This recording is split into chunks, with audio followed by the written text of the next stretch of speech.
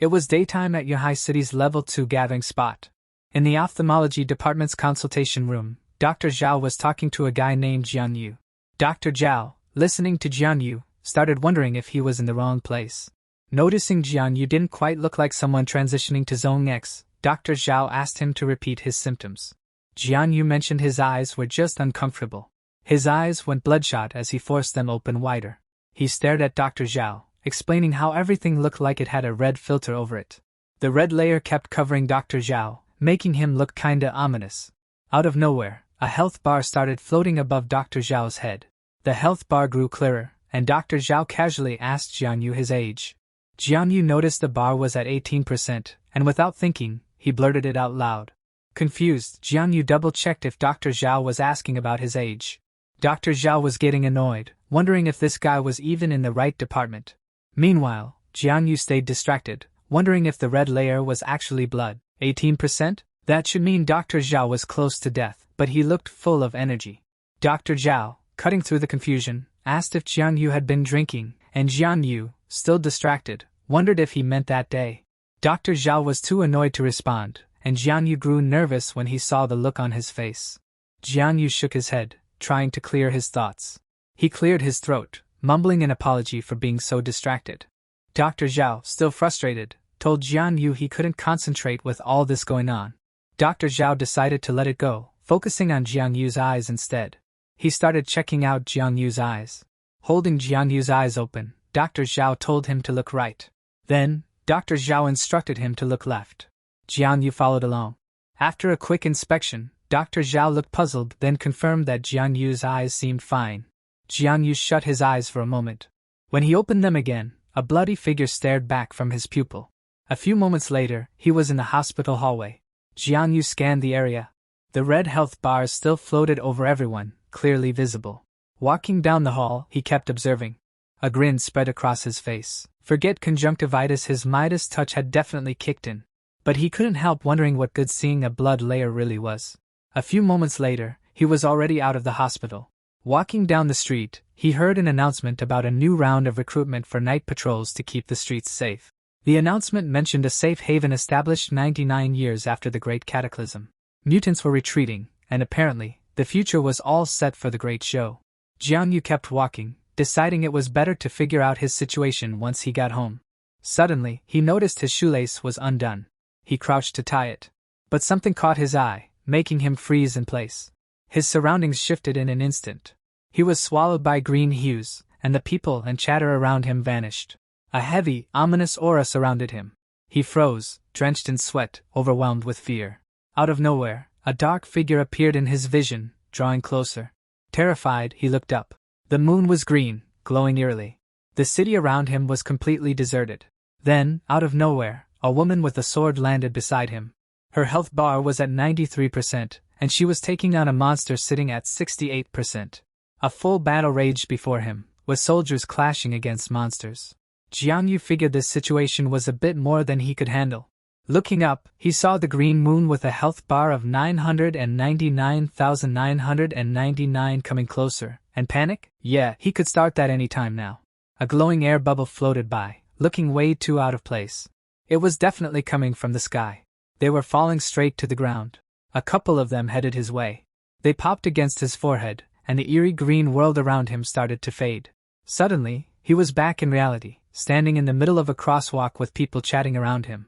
An old man was warned to watch his step while crossing the street.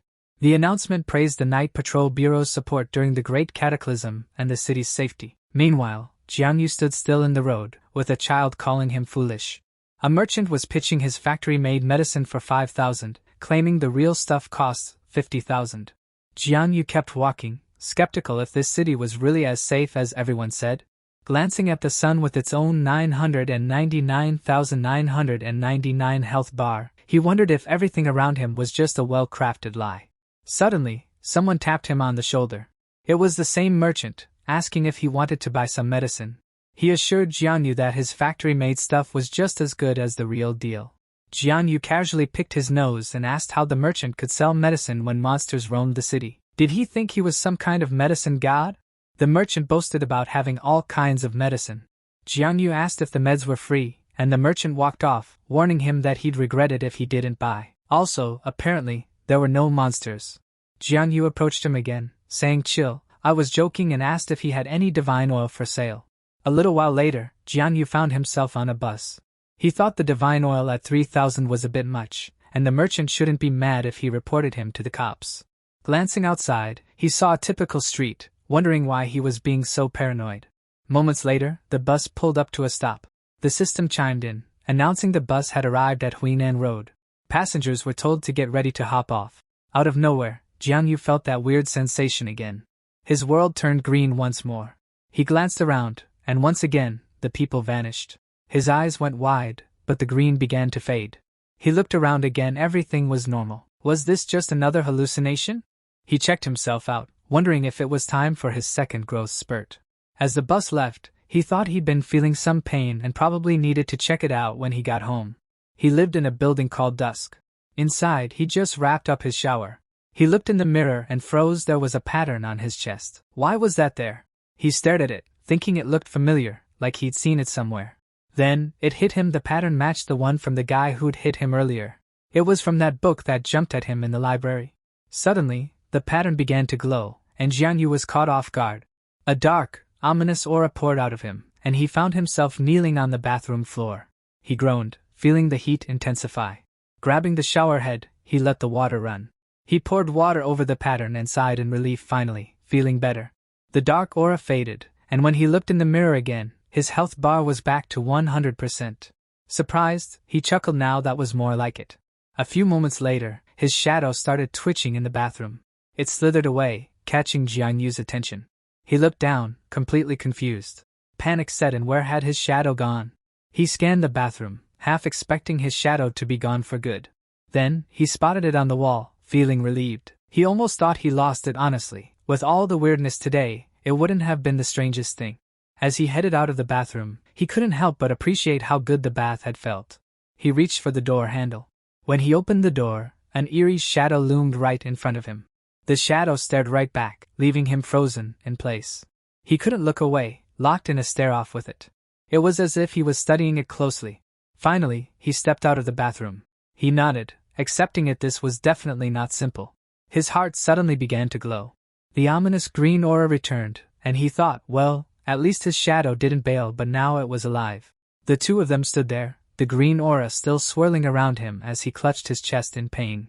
It was already evening. Silence hung in the air in his home. His shadow was still hanging around, very much alive. He eyed it, then asked it to raise its left hand. He couldn't help but grin when it obeyed. Next, he told it to raise its right leg. The shadow awkwardly lifted its leg. With a mischievous smile, he watched, not saying a word. The shadow, clearly nervous, fidgeted under his gaze. He ordered it to dance, and of course, the shadow obeyed without hesitation. His head buzzed with confusion. How had that shadow even shown up? Out of nowhere, a bright orb appeared from his chest. The orb floated above him. The orb spun like a spinning wheel, flashing symbols as it went.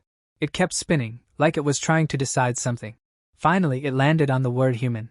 A system popped up, showing an attribute panel for his shadow. Jianyu's excitement was pretty clear. He quickly clicked on the panel. The panel revealed Jianyu's shadow, linked to him with synchronized strengths and memories. It obeyed simple commands but lacked independent thought. It suggested that commanding it to exercise could yield gains. He glanced at the shadow, still dancing like it was auditioning for a talent show. Reaching out, his hand passed right through it. Had no physical form and couldn't talk. The shadow stared back, silently, doing nothing. He asked the shadow if it really remembered everything. The shadow nodded, confirming it. He scrambled to find something on his desk. He grabbed a complex math problem he'd written, calling the shadow over. He handed it over, explaining it was his summer homework, and passed the pen. The shadow took the pen, and Jianyu was surprised it could actually hold it. As the shadow sat at the table, Jianyu kept poking it, unsure if it had a real body or not. He was getting a little creeped out. After writing something, the shadow set the pen down and looked at him. He asked why it had stopped writing. The shadow only wrote solved on the paper. Jianyu, angry, told the shadow that remembering everything was nonsense, claiming he could solve it in 2 minutes. He tried hitting it with paper, but it passed right through. Remembering the panel's description, he wondered if the problem was too hard. He told the shadow to just write out the lesson instead. The shadow swiftly began writing. The shadow was writing at lightning speed. Jianyu figured, if his shadow could cheat on tests, maybe he should just sell books instead of studying. Imagining the possibilities, Jianyu practically had steam coming out of his nose, thinking about all the cash he could make. As the shadow kept writing, Jianyu checked the attribute panel again, wondering if there were more ways to have fun with this. He clicked the panel again, eager for more details. The panel showed a skill called Shadow Devouring, meaning Jianyu could absorb shadow points from darkness to power up or break down dead stuff. Grinning, Jianyu thought about how it worked. Did he need to touch the body or just its shadow to make this devouring thing happen? He scanned the room. Moving to the corner, he thought this could be the spot. He reached his hand into the shadows. He figured this was the way to absorb some darkness. Shaking his hand to pull in the darkness, but nothing. Appalled, Jianyu realized there was no instruction manual for this power. What was he, supposed to just wing it? Then, his eyes caught another skill on the panel's shadow pupil. The panel said his eyes had changed, and with a click, he could see the dark side of the world, whether to observe or dive in. He wondered if it was the weird place he'd seen before, but decided to take it slow and see what happened next. Staring at his hand, an idea popped into his head. He told the shadow to hold off on cheating and do some push-ups to show what it could really do. The shadow nodded, staying silent. Flashing an eerie grin, the shadow began to melt into the floor. It slowly merged with the floor, like it was disappearing, until there was nothing left of it. Panicked, Jianyu wondered where it had gone. Looking frantically, he called for his shadow to come back. Suddenly, a dark portal began to form in front of him, and out stepped his shadow, like it had just returned from a vacation. Jianyu asked his shadow where it had been hiding. The shadow grabbed a pen, scribbling on paper to explain it had been on the dark side. Jianyu quickly asked what it was doing there, and the shadow wrote back, exercising. Jianyu waved it off, wondering if practicing on the dark side might actually be a good idea. The shadow gave a quick nod. It vanished back into the floor like a shadow ninja. The last bit slithered through the cracks, out of sight. Jianyu exhaled, relieved it was gone. Settling at his desk, he picked up his digital pen, ready to work. He decided it was time to get down to business. Morning arrived, birds fluttering by his window. At his computer, the only sound was snoring. Jianyu was out cold on the desk, drooling and laughing in his sleep. In his sleep, he mumbled about food and asked for a pen to draw the table. A knock at the door jolted Jianyu awake. Stretching his sore back, Jianyu groaned, then heard someone calling him to open the door. As he grabbed the doorknob, he asked, "Why the rush?" Opening the door, he found Lu Yaoyao, his childhood friend and die-hard fan, standing there. Jianyu froze when he noticed something odd. He saw her health bar dip a bit, and wondered why. Glancing at the calendar, it clicked, he knew exactly why. He asked why she was here so early, but she rushed past him, no time for answers. She told him to hurry up because she'd heard him say last night he was starting a new drawing, already picked the theme. Expectant, she said she couldn't wait to see the design collection. Then, a loud noise came from behind her, and she nearly jumped out of her skin. Jianyu slammed the door shut, and Lu Yaoyao scolded him for being dramatic about it. He stood there speechless. The door frame was cracked from the force of his closing. Jianyu froze, still processing what just went down, unable to hear Lu Yaoyao calling his name. Suddenly, Lu Yaoyao's eyes widened in surprise. Jianyu was equally shocked, staring at his own body. His muscles had noticeably bulked up, all defined and toned. Lu Yaoyao was shaking as she asked if he'd been hitting the gym recently. Realizing he was a total loner who never exercised, Lu Yaoyao was baffled by his sudden perfect muscles. She poked at his biceps, still in disbelief.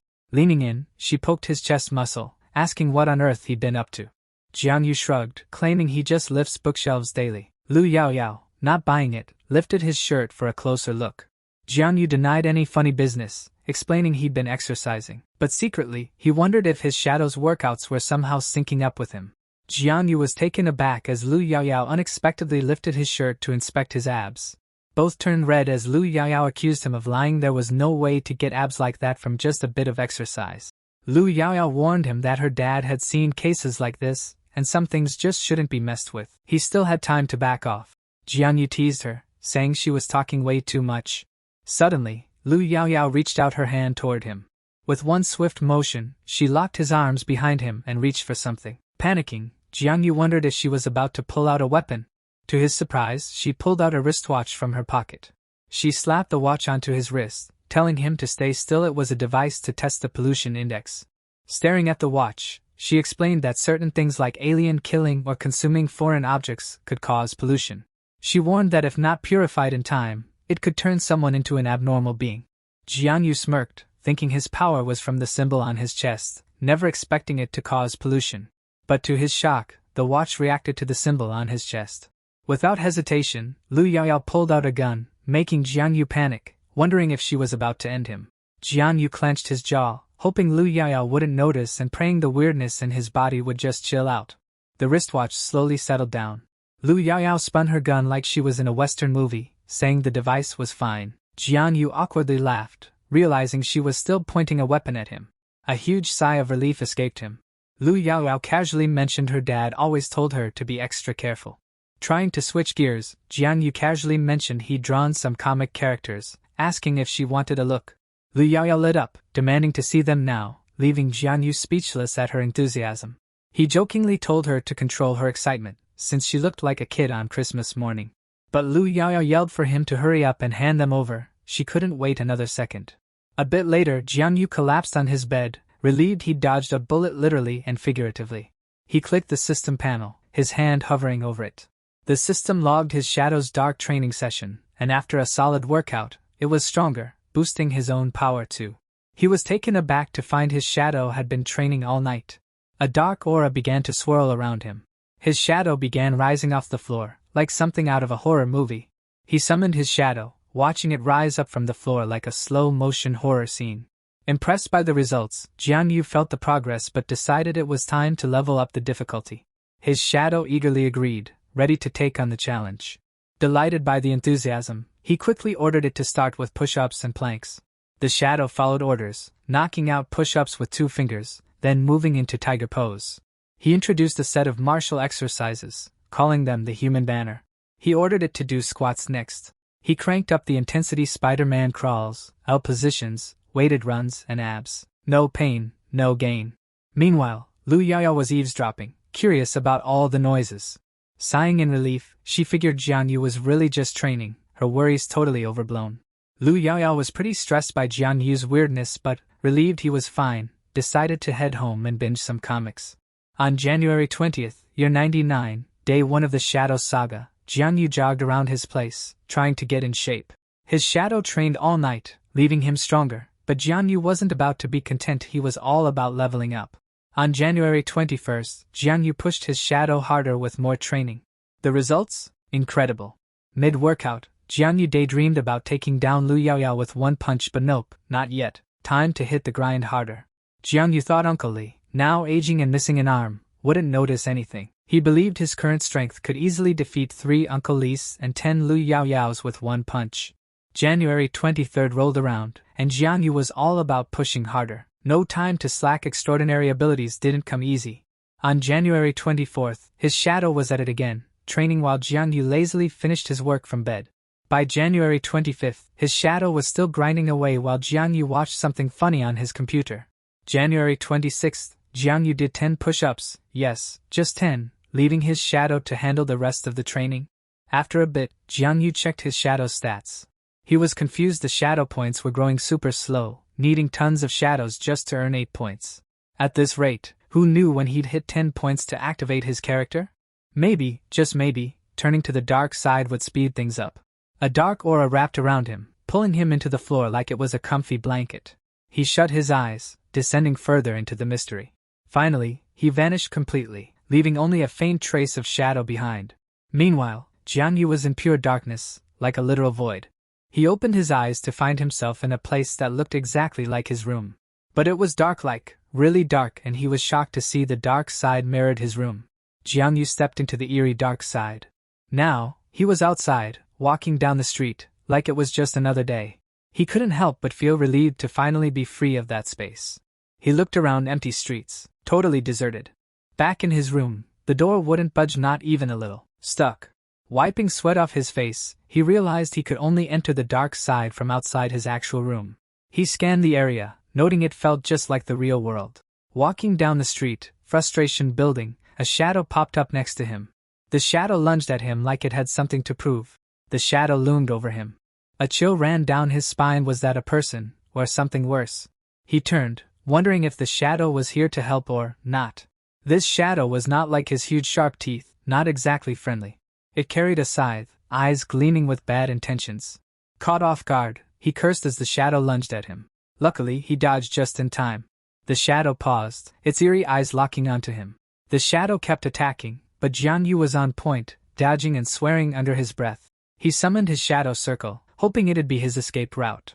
With the shadow hot on his heels, he dove straight into the circle. He passed through the void again, like an unscheduled pit stop. He landed back in his room, face first. Ouch. He checked himself out, pants slashed, skin safe, but that attack was way too close. Freaked out, he wondered what the shadow was, why the gate appeared, and why he was suddenly a target. He checked the grazes on the rest of his body. Lucky for him, all that training made him flexible enough to dodge most of the damage. Grabbing a metal chair, he wasn't about to go down easy. Calling the shadow an idiot, he vowed no mercy for the next round. January 28th, first fight with the shadow. Spoiler alert, he got hit. January 29th, round 2 for revenge failed again. A hit to the chest, nearly broken ribs, but the curse to get back at the shadow was still on. January 30th, 3 scratches on the butt. Painful and a hit to his HP. Just another day in the life. January 31st, recovering at home, with Lu Yaoyao playing nurse. She was seriously worried though. Lu Yaoyao asked if he'd been fighting. He casually brushed it off, claiming scars were a man's badge of honor. Lu Yaoyao grinned, teasing if scars on his butt counted as manly, then pressed on his wounds, causing him to yelp in pain.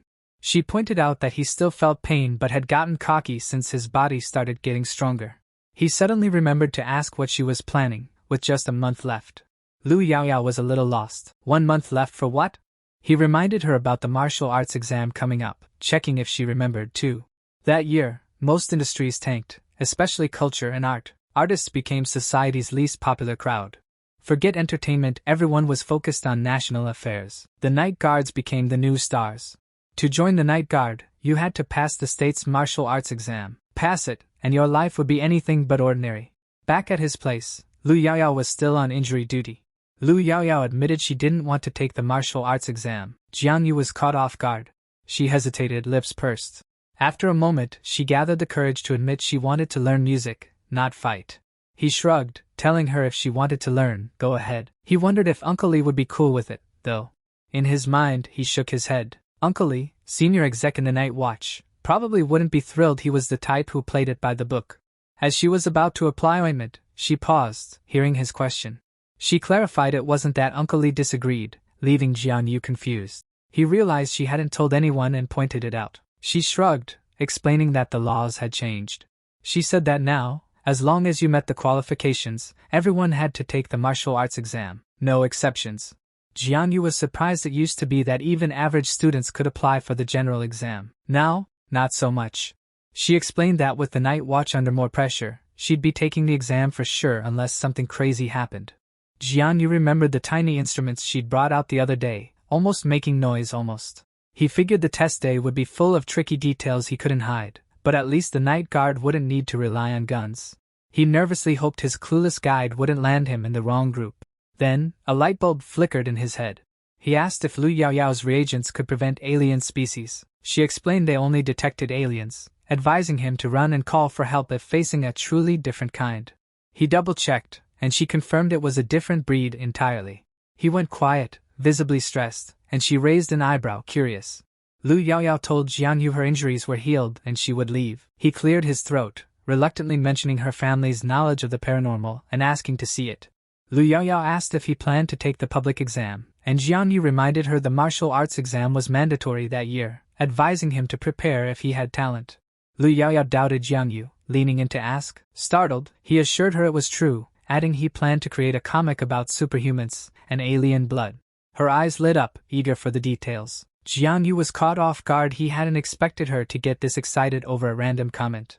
Jianyu told Lu Yaoyao about Ben, a bullied boy with a kind heart, chosen by the Night's Watch for the Super Warrior Project with help from a classmate, teacher, and aunt. Ben transformed with extraordinary power, injected with the Super Soldier Serum, becoming the powerful leader Captain Ben. Jianyu explained that the Night Watchman kept Captain Ben at gatherings, meeting elites, until an alien species invaded the city, bringing a powerful pink skull and a blue cosmic cube. Lu Yaoyao was hooked, and Jianyu was having way too much fun telling the story. She led him into a room, gesturing for him to follow. Her house, just down the lane from his, became his temporary base while she ran off to fetch materials from her dad's room. Jianyu scanned the room. His eyes wandered over the displayed items in the house. Then, something caught his eye. A book with an intriguing cover. He picked it up, saw it was Destiny Space, a manga about sibling love, and couldn't help but ask how she dared to read that. Flustered, Lu Yaoyao grabbed the book back, claiming it was just left by a friend and that she never read it. She told him to stay put and not touch her stuff as she left the room. He agreed, telling her to go ahead. He thought to himself that Lu Yaoyao was as carefree as ever, never suspicious of anyone. Seeing the guitar, he remembered Lu Yaoyao's childhood love for music and how she insisted he listen, despite his lack of interest, refusing to throw away the old things. Jianyu hit play on the cassette, and music blared out, filling the room. The music hit, and Jianyu couldn't help but think back to all the memories with Lu Yaoyao. A smile crept up as he closed his eyes, until a voice interrupted, asking when he got into music. Rubbing his eyes, Jianyu realized he must have dozed off. Lu Yaoyao, ever the critic, pointed out that he probably couldn't even name the instruments. Lu Yaoyao tossed him a VR headset, catching him off guard, but he caught it like a pro. She assured him everything was set up, time to check it out. Jianyu slapped the VR headset on, covering his eyes like a pro gamer. The VR buzzed to life, signaling it was ready. He sat still, waiting for the virtual world to load, wondering what weirdness awaited. Out of nowhere, a massive force yanked him into a vortex. Moments later, Jianyu blinked to open his eyes, confused. He found himself floating in the void, a swarm of eyes staring back. Looking around, he wondered if he was in the abyss. This VR felt way too real. The abyss, he remembered, was full of danger and taboos, the source of all kinds of chaos. Alien species born there were savage, constantly wreaking havoc on their own world. Sinister shadows lurked ahead. Were those alien species the same ones he saw at the hospital? He noticed a crack ahead, recalling that the abyss was linked to their world through a shadow layer, the dark side. Aliens slipped in through these cracks, despite the Night Guardian's efforts. He stepped through the crack in space, unsure of what was on the other side. Suddenly, he was transported to a new place. It looked like a city, and he realized the shadow layer reset every 2 months, recreating whatever they were seeing. Alien numbers spiked, and action was needed fast. But strong people weren't advised to enter, as the shadow layer distorted vision 3.5 meters of visibility, and that increased with strength. Jianyu noticed the pollution in the shadow layer, thinking humans could turn into strange entities if exposed too long. He wondered why Kai Tong felt no discomfort when entering earlier. Out of nowhere, a massive shadow loomed behind Jianyu, its form muscular and menacing. Alarmed, Jianyu spun around to face the threat. Just as he tensed, a beam of light from the sky struck the shadow. A massive flash of light went off, catching the attention of nearby shadows. Jianyu quickly raised his arm, shielding himself from the blast's dust and debris. Out of nowhere, someone dropped a truth bomb to beat aliens. You need power that matches theirs. A faceless figure appeared, glowing with fiery energy, spouting about being extraordinary to handle aliens. Jianyu drooled, amazed by the figure, asking if its extraordinariness was due to handsomeness, and if passing the martial arts exam would give him a chance to look like that. The figure ignored Jianyu, continuing to rant about how extraordinary people were basically aliens with human bodies. As it spoke, a black substance began to consume the faceless figure, like it was being slowly eaten by its own power. The black goo merged with the figure, creeping into its form. The figure, now engulfed in darkness, declared that extraordinary people were always battling pollution and alienation. The black goo slithered as the figure explained that after an extraordinary person died, they often turned into something else heterogeneous. The figure's hands morphed into monstrous claws. Jianyu, wide-eyed, listened as the figure ominously claimed that extraordinary people should burn out their strength before death. The figure morphed into a giant shadow monster, towering over Jianyu like a nightmare. Then, everything plunged into darkness. Freaked out, Jianyu ripped the VR off his face, catching Lu Yaoyao off guard. Lu Yaoyao asked what went down, but Jianyu waved it off, claiming it was just a lot of info and the system hadn't updated in a while. Jianyu asked for a back massage, earning an annoyed "what?" from Lu Yaoyao. He quickly promised her 3 Ultra HD drawings to pick from. Lu Yaoyao agreed, though not exactly thrilled about it. While massaging, she asked why his neck was so hard. Jianyu explained it was from working out. Lu Yaoyao then asked about his abs, prompting him to offer a touch. While Lu Yaoyao eagerly inspected Jianyu's abs, the door suddenly burst open. Uncle Lu stormed in, fiery energy radiating from him as he glared at the scene. Moments later, they were all awkwardly seated at the dinner table. Jianyu nervously glanced at Uncle Lu between bites. Jianyu froze as Uncle Lu bared his teeth at him mid-chew, his nerves skyrocketing. Lu Yaoyao slid a piece of meat into Uncle Lu's bowl, trying to clear up his misunderstanding.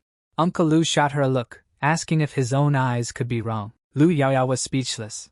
Embarrassed, she quickly pushed Jianyu into the spotlight. Jianyu almost slipped up, calling Uncle Lu Dad, but quickly corrected himself, blaming himself and offering to punish himself with 3 cups.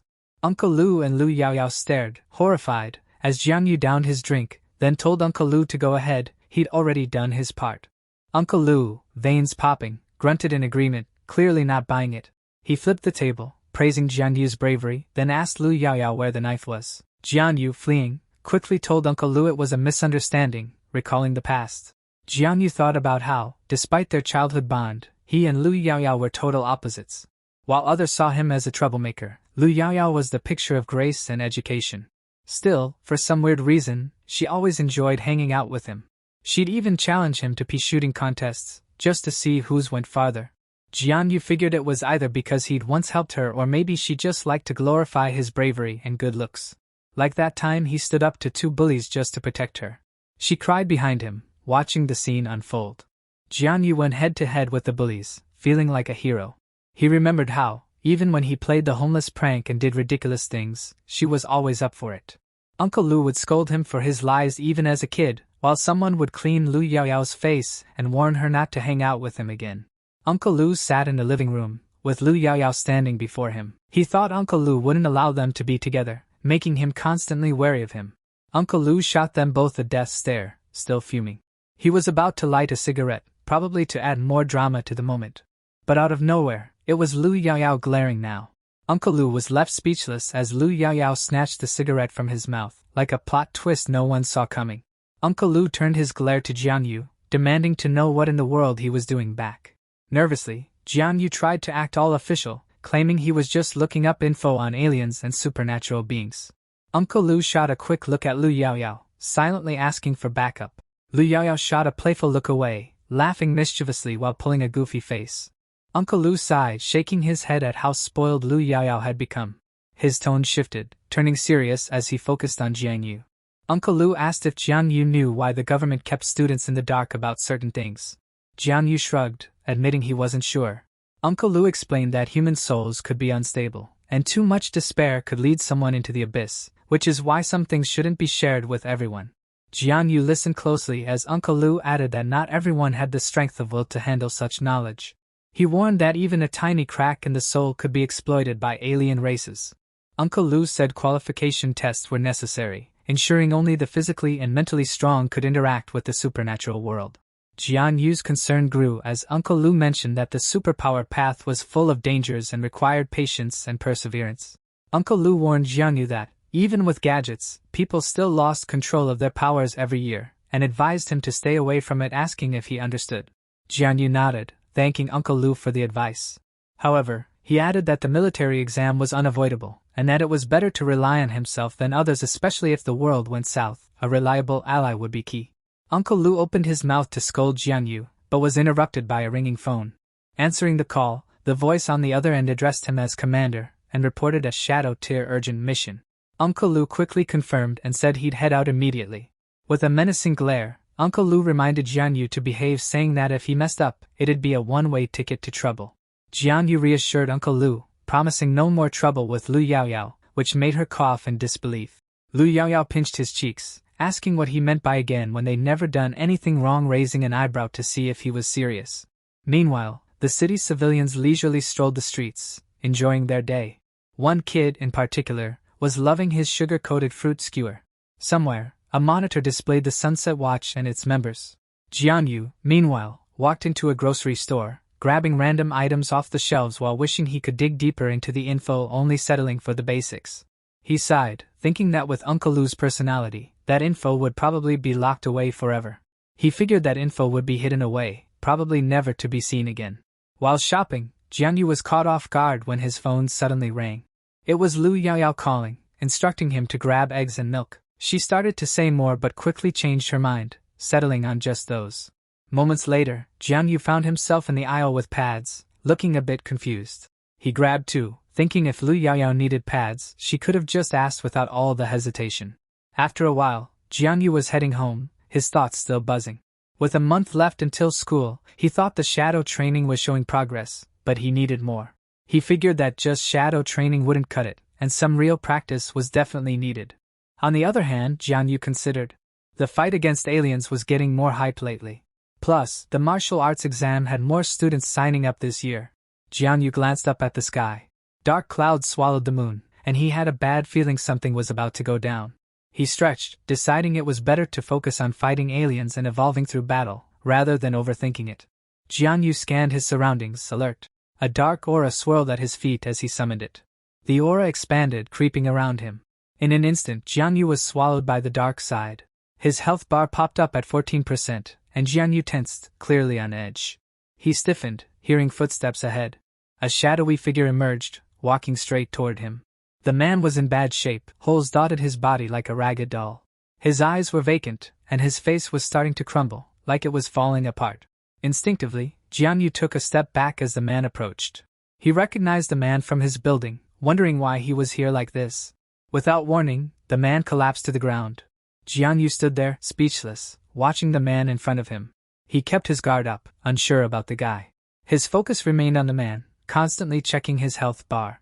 Out of nowhere, Jianyu spotted two kids behind the man, with a shadow floating ominously nearby. It was that same shadow he'd been battling, now with just 24% health left. That definitely caught Jianyu off guard. The shadow lingered, its eerie stare locking onto Jianyu. Anger flashed across Jianyu's face as he silently wondered if the shadow was the cause of all this.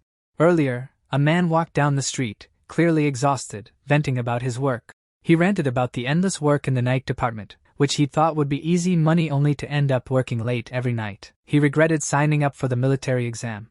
Suddenly, he noticed slithering shadows and the faint sound of someone crying for help. The shadows were dragging two kids, their terrified screams piercing the air. The man panicked, wondering if it was aliens pulling people into the dark side. But he quickly dismissed the thought, how would they even sneak into this world? The kids, filled with desperation, reached out, silently begging for help. The man sprang into action, leaping forward without hesitation. Reaching out, he told them to hold on as he tried to grab their hands. He succeeded, gripping their hands tightly.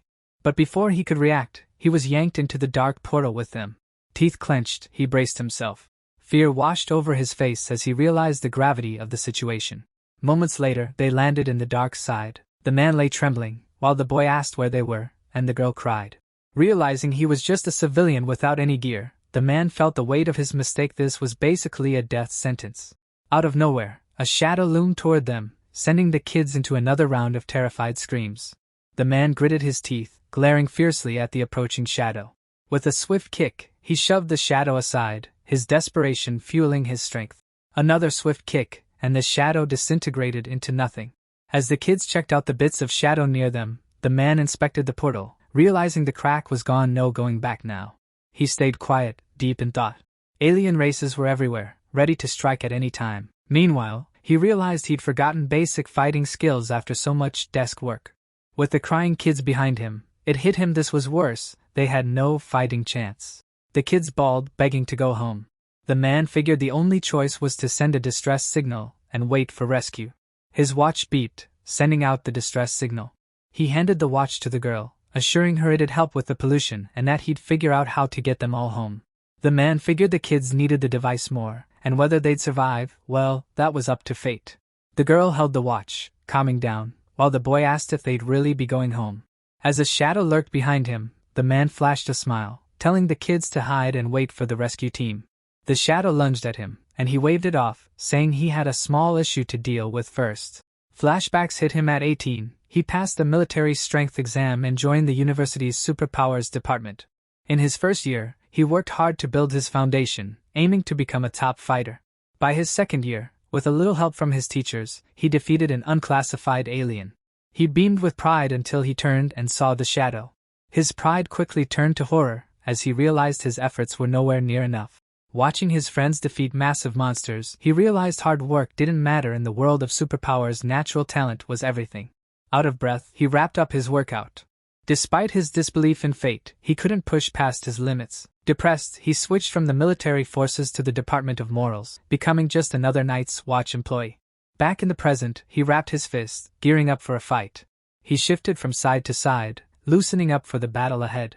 Ready to face the shadow, he steeled himself. The shadow had 4 eyes, 4 limbs, and a semi-animal form. It was an advanced middle-class first level. This wasn't going to be easy. The shadow screeched, showing off a strange piece of meat tucked in its mouth. The man froze, horrified by the sight. The meat hit the ground with a dull thud. The shadow lunged, and the man greeted it with a punch. With a quick move, he shifted his body, twisting away. He sprang into the air, delivering a solid uppercut to the shadow. The shadow howled as his fist landed squarely on its face. A grin spread across his face finally. The familiar rush was back. But then, something caught his eye, and his excitement turned to alarm. The shadow's arm stretched out, slamming him into a wall with a massive crash. Kneeling, he gasped as the shadow pulled back its arm. Frustration hit him. His mind was one step ahead, but his body was lagging behind. The shadow shot forward, its speed catching him off guard. He dodged left, right, and everywhere in between, barely keeping up. Out of breath, he felt his body grow heavier, like needles were piercing his skin with every step. Finally, he stopped running, turning to face the shadow head-on. Fist clenched, he knew it was time to end this fight. No more stalling. With a sharp swing, he channeled his energy, ready to strike. He unleashed his move Shadow Power, blindness hitting the shadow hard. The shadow let out an agonized scream. He launched himself up again, smashing Shadow Power, blindness right into its face. As he sighed, he realized he was breathing out dark energy, pollution levels rising.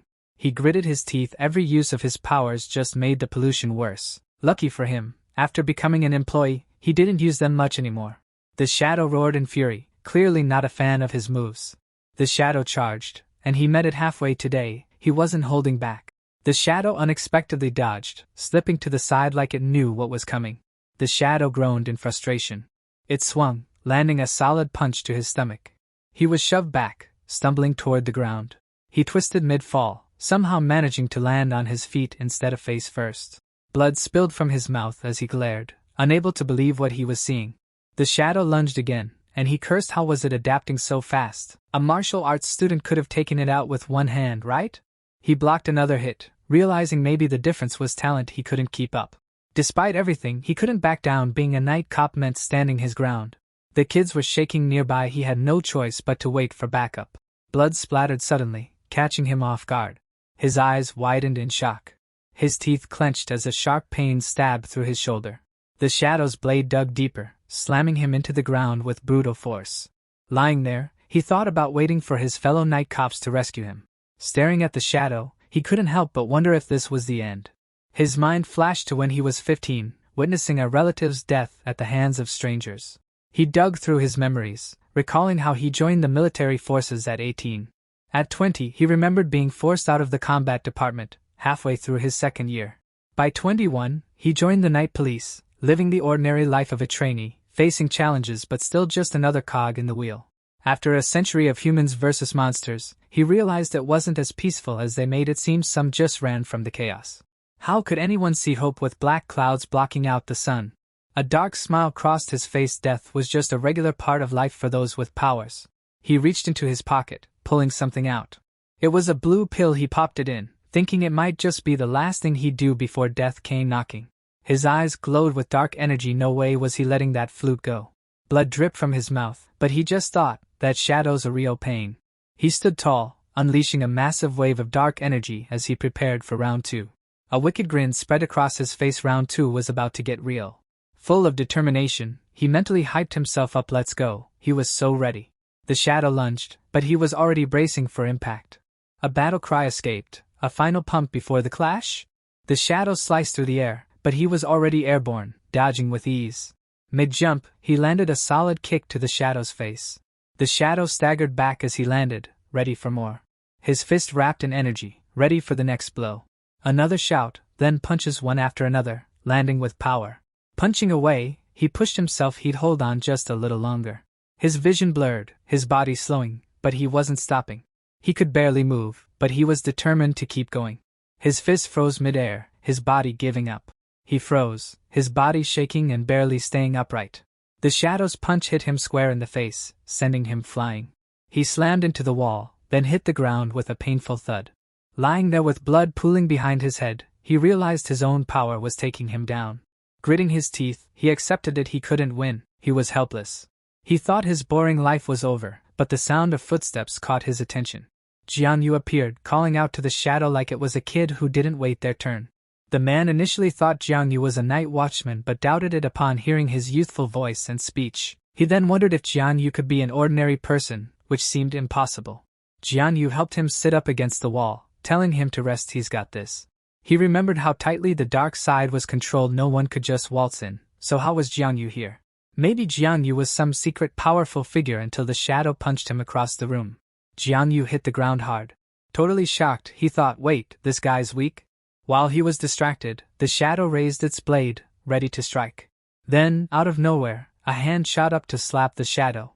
The shadow took the slap like it was nothing, but it was still a solid hit. The slap landed, and the shadow's health dropped to 23%. Ouch. Of course, it was Jianyu, now completely furious. With 73% health, Jianyu pointed a soy sauce bottle at the shadow, still calling it little boy like it was some schoolyard fight. The green moon hung high, marking the evening on the dark side. Jianyu was dodging the shadow's attacks with ease. He looked like he was having fun. He waved the soy sauce bottle like it was his weapon of choice. He swung it hard, breaking the bottle over the shadow's head. Meanwhile, the shadow lifted its blade, ready for round 2. The shadow swung, but Jianyu dodged with ease, then zipped behind it.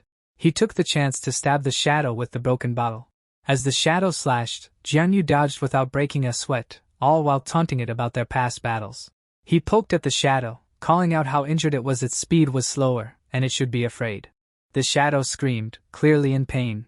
It backed off, speechless and clearly rattled.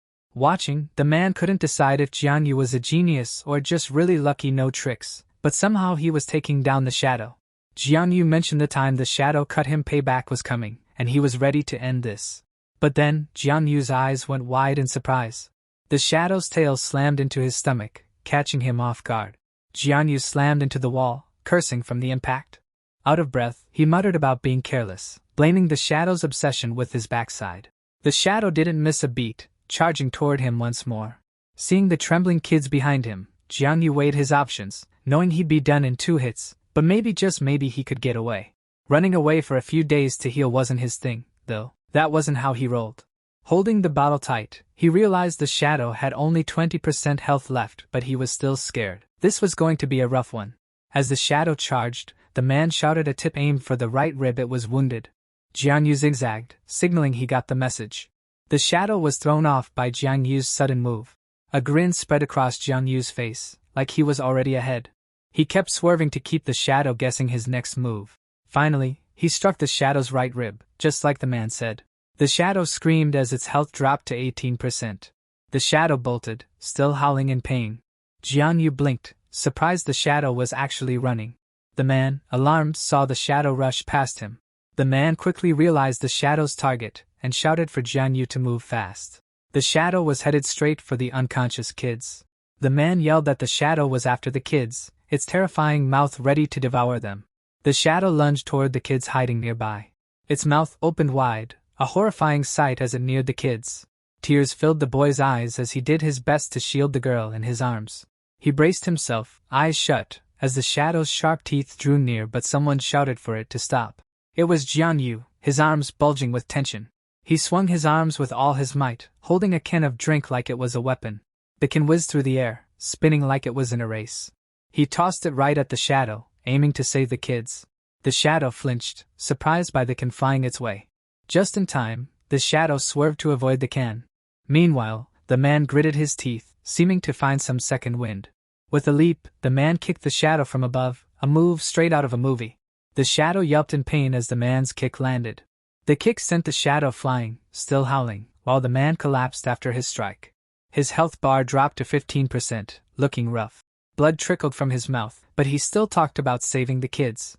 The shadow, absolutely furious, let out another scream. It charged, ready to finish the man off while he was down. Just as it neared the man, the shadow screamed in pain, a hand gripping its forehead. Jianyu, looking furious, yanked the shadow by its hair. With a scowl, he promised the shadow he'd finish it off, maybe even bite its neck for good measure. The shadow's health dropped to 14%, The end was near. Grabbing its hair, Jianyu slammed the shadow's head into the ground. As he pinned the shadow down, he taunted it about its alien nature while landing blow after blow. The shadow's health plummeted to 11%. It wasn't looking good. He paused for a moment to ask how the shadow did cannibalism, but then noticed its chest glowing. Upon closer inspection, Jianyu spotted a glowing core on its chest, wondering what it was. Jianyu sharpened his fingers into a point, raising them high. The shadow screamed in agony as Jianyu drove his hand into it. His hand pierced the core, releasing a surge of energy. With a final shout, he declared he was ending the shadow for good. Jianyu kept the shadow pinned, but the thing was throwing some serious energy back. The energy from both of them clashed, like two supercharged batteries. There was a massive explosion that sent the shadow's head flying. Talk about a dramatic exit. Covered in blood, Jianyu coughed, looking like he'd just been through a battle royale. Out of nowhere, a piece of debris started to shift on the floor. Just another Tuesday, right? The dark energy around him made everything shift and move, like it was cleaning up after itself. Even the walls were getting a makeover, with boxes neatly stacked back up like nothing happened. The floor fixed itself as little bits of debris scuttled into the cracks like they had a purpose. The man and kids were out cold, sitting together like they were taking an accidental nap. Jianyu, covered in blood, decided it was time for a quick hair fix. A smile spread across his face as he thought about getting sweet revenge for his troubles. Suddenly, his vision started to blur. Maybe the blood loss was kicking in. Next thing he knew, Jianyu was on the floor, unsure if he was going to nap or pass out. Confusion crept in as his vision got even blurrier. Eventually, everything faded to complete darkness. Then, boom, fire everywhere, right next to a traffic light. People were out cold, while flames consumed everything, from roads to buildings. The fire was so wild, it looked like it was eating the entire city. Jianyu stood in the chaos, wondering if this was the gathering place and how the heck he even got there. Something caught his eye, and alarm bells went off in his head. Shadows closed in around him, like a bad crowd at a concert. They bared their fangs and charged. Jianyu couldn't help but wonder if they were aliens. Paralyzed, Jianyu just stood there, unable to move as claws came at him from all directions. Before he knew it, some weird energy wrapped around him, like an uninvited guest. In pain, Jianyu screamed as the strange energy started to pull him in like a vacuum. The energy was so intense, it consumed everything around Jianyu, like a black hole on overdrive. 1 second, he was there. The next, both Jianyu and the energy disappeared. Poof. The sun faded, the world twisted, the earth shattered, and somewhere in the shadows, chaos reigned, with a few people shouting in the mix. It was like staring death in the face, but most people had no clue what it actually felt like. Jianyu groaned in pain, slowly coming to as the man asked if he was alive. He weakly raised his hand, signaling him to chill. Once fully awake, Jianyu confirmed he was still alive, relieved it was all just a dream. Looking worried, Jianyu glanced at the defeated shadow, confused about what happened after taking down the alien. He tapped the shadow's forehead and went into shade-eating mode. Smiling, he started absorbing the shadow like it was a snack. Out of nowhere, the man interrupted, asking if he was okay and why he was so quiet. Jianyu froze, unsure what to say. Noticing the man's health bar was at 10%, Jianyu figured he wasn't looking too hot, but the system still gave him a 30-70% chance of survival. The man tapped Jianyu's shoulder, probably to make sure he was still there. The man asked if Jianyu could help him prop up against the wall. They both slumped down against the wall, looking like they were on a well-needed break. Glancing at Jianyu, the man checked if he was really not a night watchman. Jianyu was surprised the man didn't recognize him. Guess he'd mastered the art of being invisible. Of course, the man didn't know him, so Jianyu just admitted he wasn't a night watchman. The man insisted he was definitely not a night watchman. Fighting was tough enough, after all. Laughing, the man joked that not all night guards were that strong. Jianyu, annoyed, wondered if the man even remembered he'd saved him. The man laughed, claiming he was just kidding because, obviously, Jianyu was gorgeous. Still coughing, the man joked that soy sauce was the secret to getting rid of aliens, and Jianyu couldn't help but worry, asking if the man was okay. Jianyu wondered if night guards were always this cheerful, given the man was still cracking jokes in his condition. The man asked Jianyu's university and age. Jianyu answered Beidashiofu, second year, while thinking it best to keep his affairs private, fooling around instead. The man asked if Jianyu was in liberal arts or martial arts, and Jianyu paused, realizing the man was getting way too comfortable with the questions. After a moment, the man decided Jianyu was definitely in martial arts. Liberal arts couldn't handle all this. The man threw a curveball, asking Jianyu for a cigarette, leaving him momentarily speechless. After a quick search, Jiang Yu produced a pokey, offering it to the man, who seemed surprised but wasn't about to turn it down. Without a second thought, Jiang Yu snapped the pokey in half. He handed over the bare stick, telling the man to enjoy it, but the man wasn't having it and shot him an annoyed look, urging him to eat it instead. Jiang Yu mentioned there were more, but they'd been ruined in the chaos, suggesting he could grab some for the man, though the guy just told him to keep them. Moments later, they sat side by side in silence, munching on their pokey sticks like it was the most normal thing ever. Out of nowhere, the man asked if Jiang Yu had ever hunted an alien solo, to which Jiang Yu confirmed it was his first time. The man glanced up at the sky, disbelief written all over his face. Gazing at the moon, the man envied those with martial arts skills, feeling weak and hopeless. He told Jiang Yu that despite his strength, he remained weak, and research was ineffective. Jiang Yu suggested saving energy for the rescue, but the man shrugged it off, saying he just needed someone to talk to. The man joked about civil servants being like cotton wool, plenty of them, but still just fluff in the end. He laughed bitterly, wondering how anyone could resist the overwhelming tide of pollution. Jiang Yu, curious, asked if the man had any regrets, considering he could have gone the liberal arts route instead of being a civil servant tangled up in all this. The man clenched his fist, feeling the weight of his words. He stood up, admitting with frustration that he regretted it all. He screamed, venting about his boring office job, chatting with girls, and training the cute new night watchman. Life seemed good until it all fell apart, and now he was stuck. After spilling his feelings, the man broke down in tears, and Jiang Yu, trying to calm him down, told him he wouldn't make it if he kept stressing. Once the man calmed down, he reassured Jiang Yu that the rescue signal was out, help should be coming soon. Spotting the unconscious boy with the watch, Jiang Yu was instantly concerned and asked about him. Just then, the kid clutched the watch even tighter.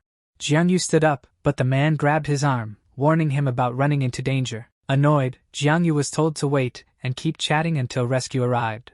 Jiang Yu stayed silent, his anxiety clear as he really just wanted to escape, wishing the man would stop talking so he could finally get a break. The man's laughter echoed through the space. The man kept teasing Jiang Yu about his bravery, claiming his intervention had been unexpected, which only made Jiang Yu more annoyed. Jiang Yu forced a smile as the man rambled on about the fight, clearly enjoying his own storytelling. The man grinned, casually asking Jiang Yu to apologize to the head of the supernatural tech department for failing to slay a first-class creature, as if it was no big deal. Jiang Yu just stared, still cringing at the lie he'd had to tell. The man kept going, asking Jiang Yu to pass on his awkward thanks to Deputy Director Huang for her great advice on humility, which, honestly, was hard to digest. Jiang Yu hesitated, asking if he could grab a notebook or wait until he felt better to deliver the awkward messages. The man paused, caught off guard for a second. He shook his head, explaining he'd been holding on to those words for ages and just needed someone to unload on. The man sighed, his mood dipping a little. He suddenly spoke wistfully about Northern Watch Academy, wishing they could turn back time. Then, out of nowhere, he asked for more Pockies, demanding the spicy ones, like his snack game was on another level. Jiang Yu chuckled, saying his taste was next level weird and honestly, spicy stick-flavored Pockies were a unicorn. The man agreed, his voice dropping with a hint of disappointment, but he dropped it. Out of nowhere, a dark energy stirred, heading straight for them. The man pointed, noting a night patrol officer was nearby. Jiang Yu grinned, relieved that help had finally arrived. He grabbed his groceries from earlier, ready to move. Without looking back, he started walking off. The man called out, asking if Jiang Yu wasn't coming along. Jiang Yu shook his head, saying he'd go solo. The man sighed, but it wasn't a surprise. Smiling, he wished Jiang Yu a safe trip, like a goodbye you'd say to a friend leaving the party early. Jiang Yu gave a small nod, acknowledging him. A dramatic silence settled as the man's head drooped, his energy draining. Jiang Yu didn't glance back, while the man's head dropped so low, his necklace made a cameo. Jiang Yu summoned dark energy, ready to head out. Just before leaving, Jiang Yu looked back to make sure the man was still there. The rescuers arrived, reporting to comms that they'd found a night patrol officer and 2 kids with him. Jiang Yu observed as the officers quickly checked the kids' vital signs. When the officer went to check the man's health, his bar was stuck at 10%. The officer shook his head at the others, signaling something wasn't right. Jiang Yu's eyes went wide, catching on to the tension. The man's body began to disintegrate, his health bar ticking down to 9%. Confused, Jiang Yu watched as the man's health bar slowly kept dropping. He couldn't wrap his head around it. Modern medicine should have fixed him up by now. As the officers took the kids, the man kept disintegrating, like it was all happening in slow motion. Just as the dark energy closed in to transport him, his vision blurred. Jian Yu reached out, seeing the officers salute the man as if he'd already passed. Finally, the man's health bar hit 0. A faint smile lingered on the man's face as the light overtook him. That smile was the last thing Jian Yu saw before everything went dark. Jian Yu tried to escape the dark energy, but it was relentless, closing in on him. It kept closing in, stealing his sight. Out of nowhere, Jian Yu was snapped back to reality. Standing there with his hands stretched out, Jian Yu noticed everyone staring, confused.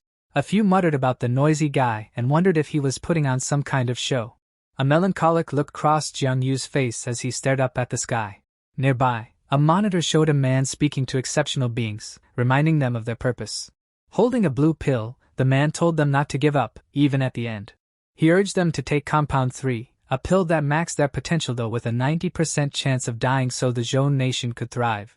Officers lined up as the man promised they'd honor their sacrifice, march forward, and wipe out every strange being.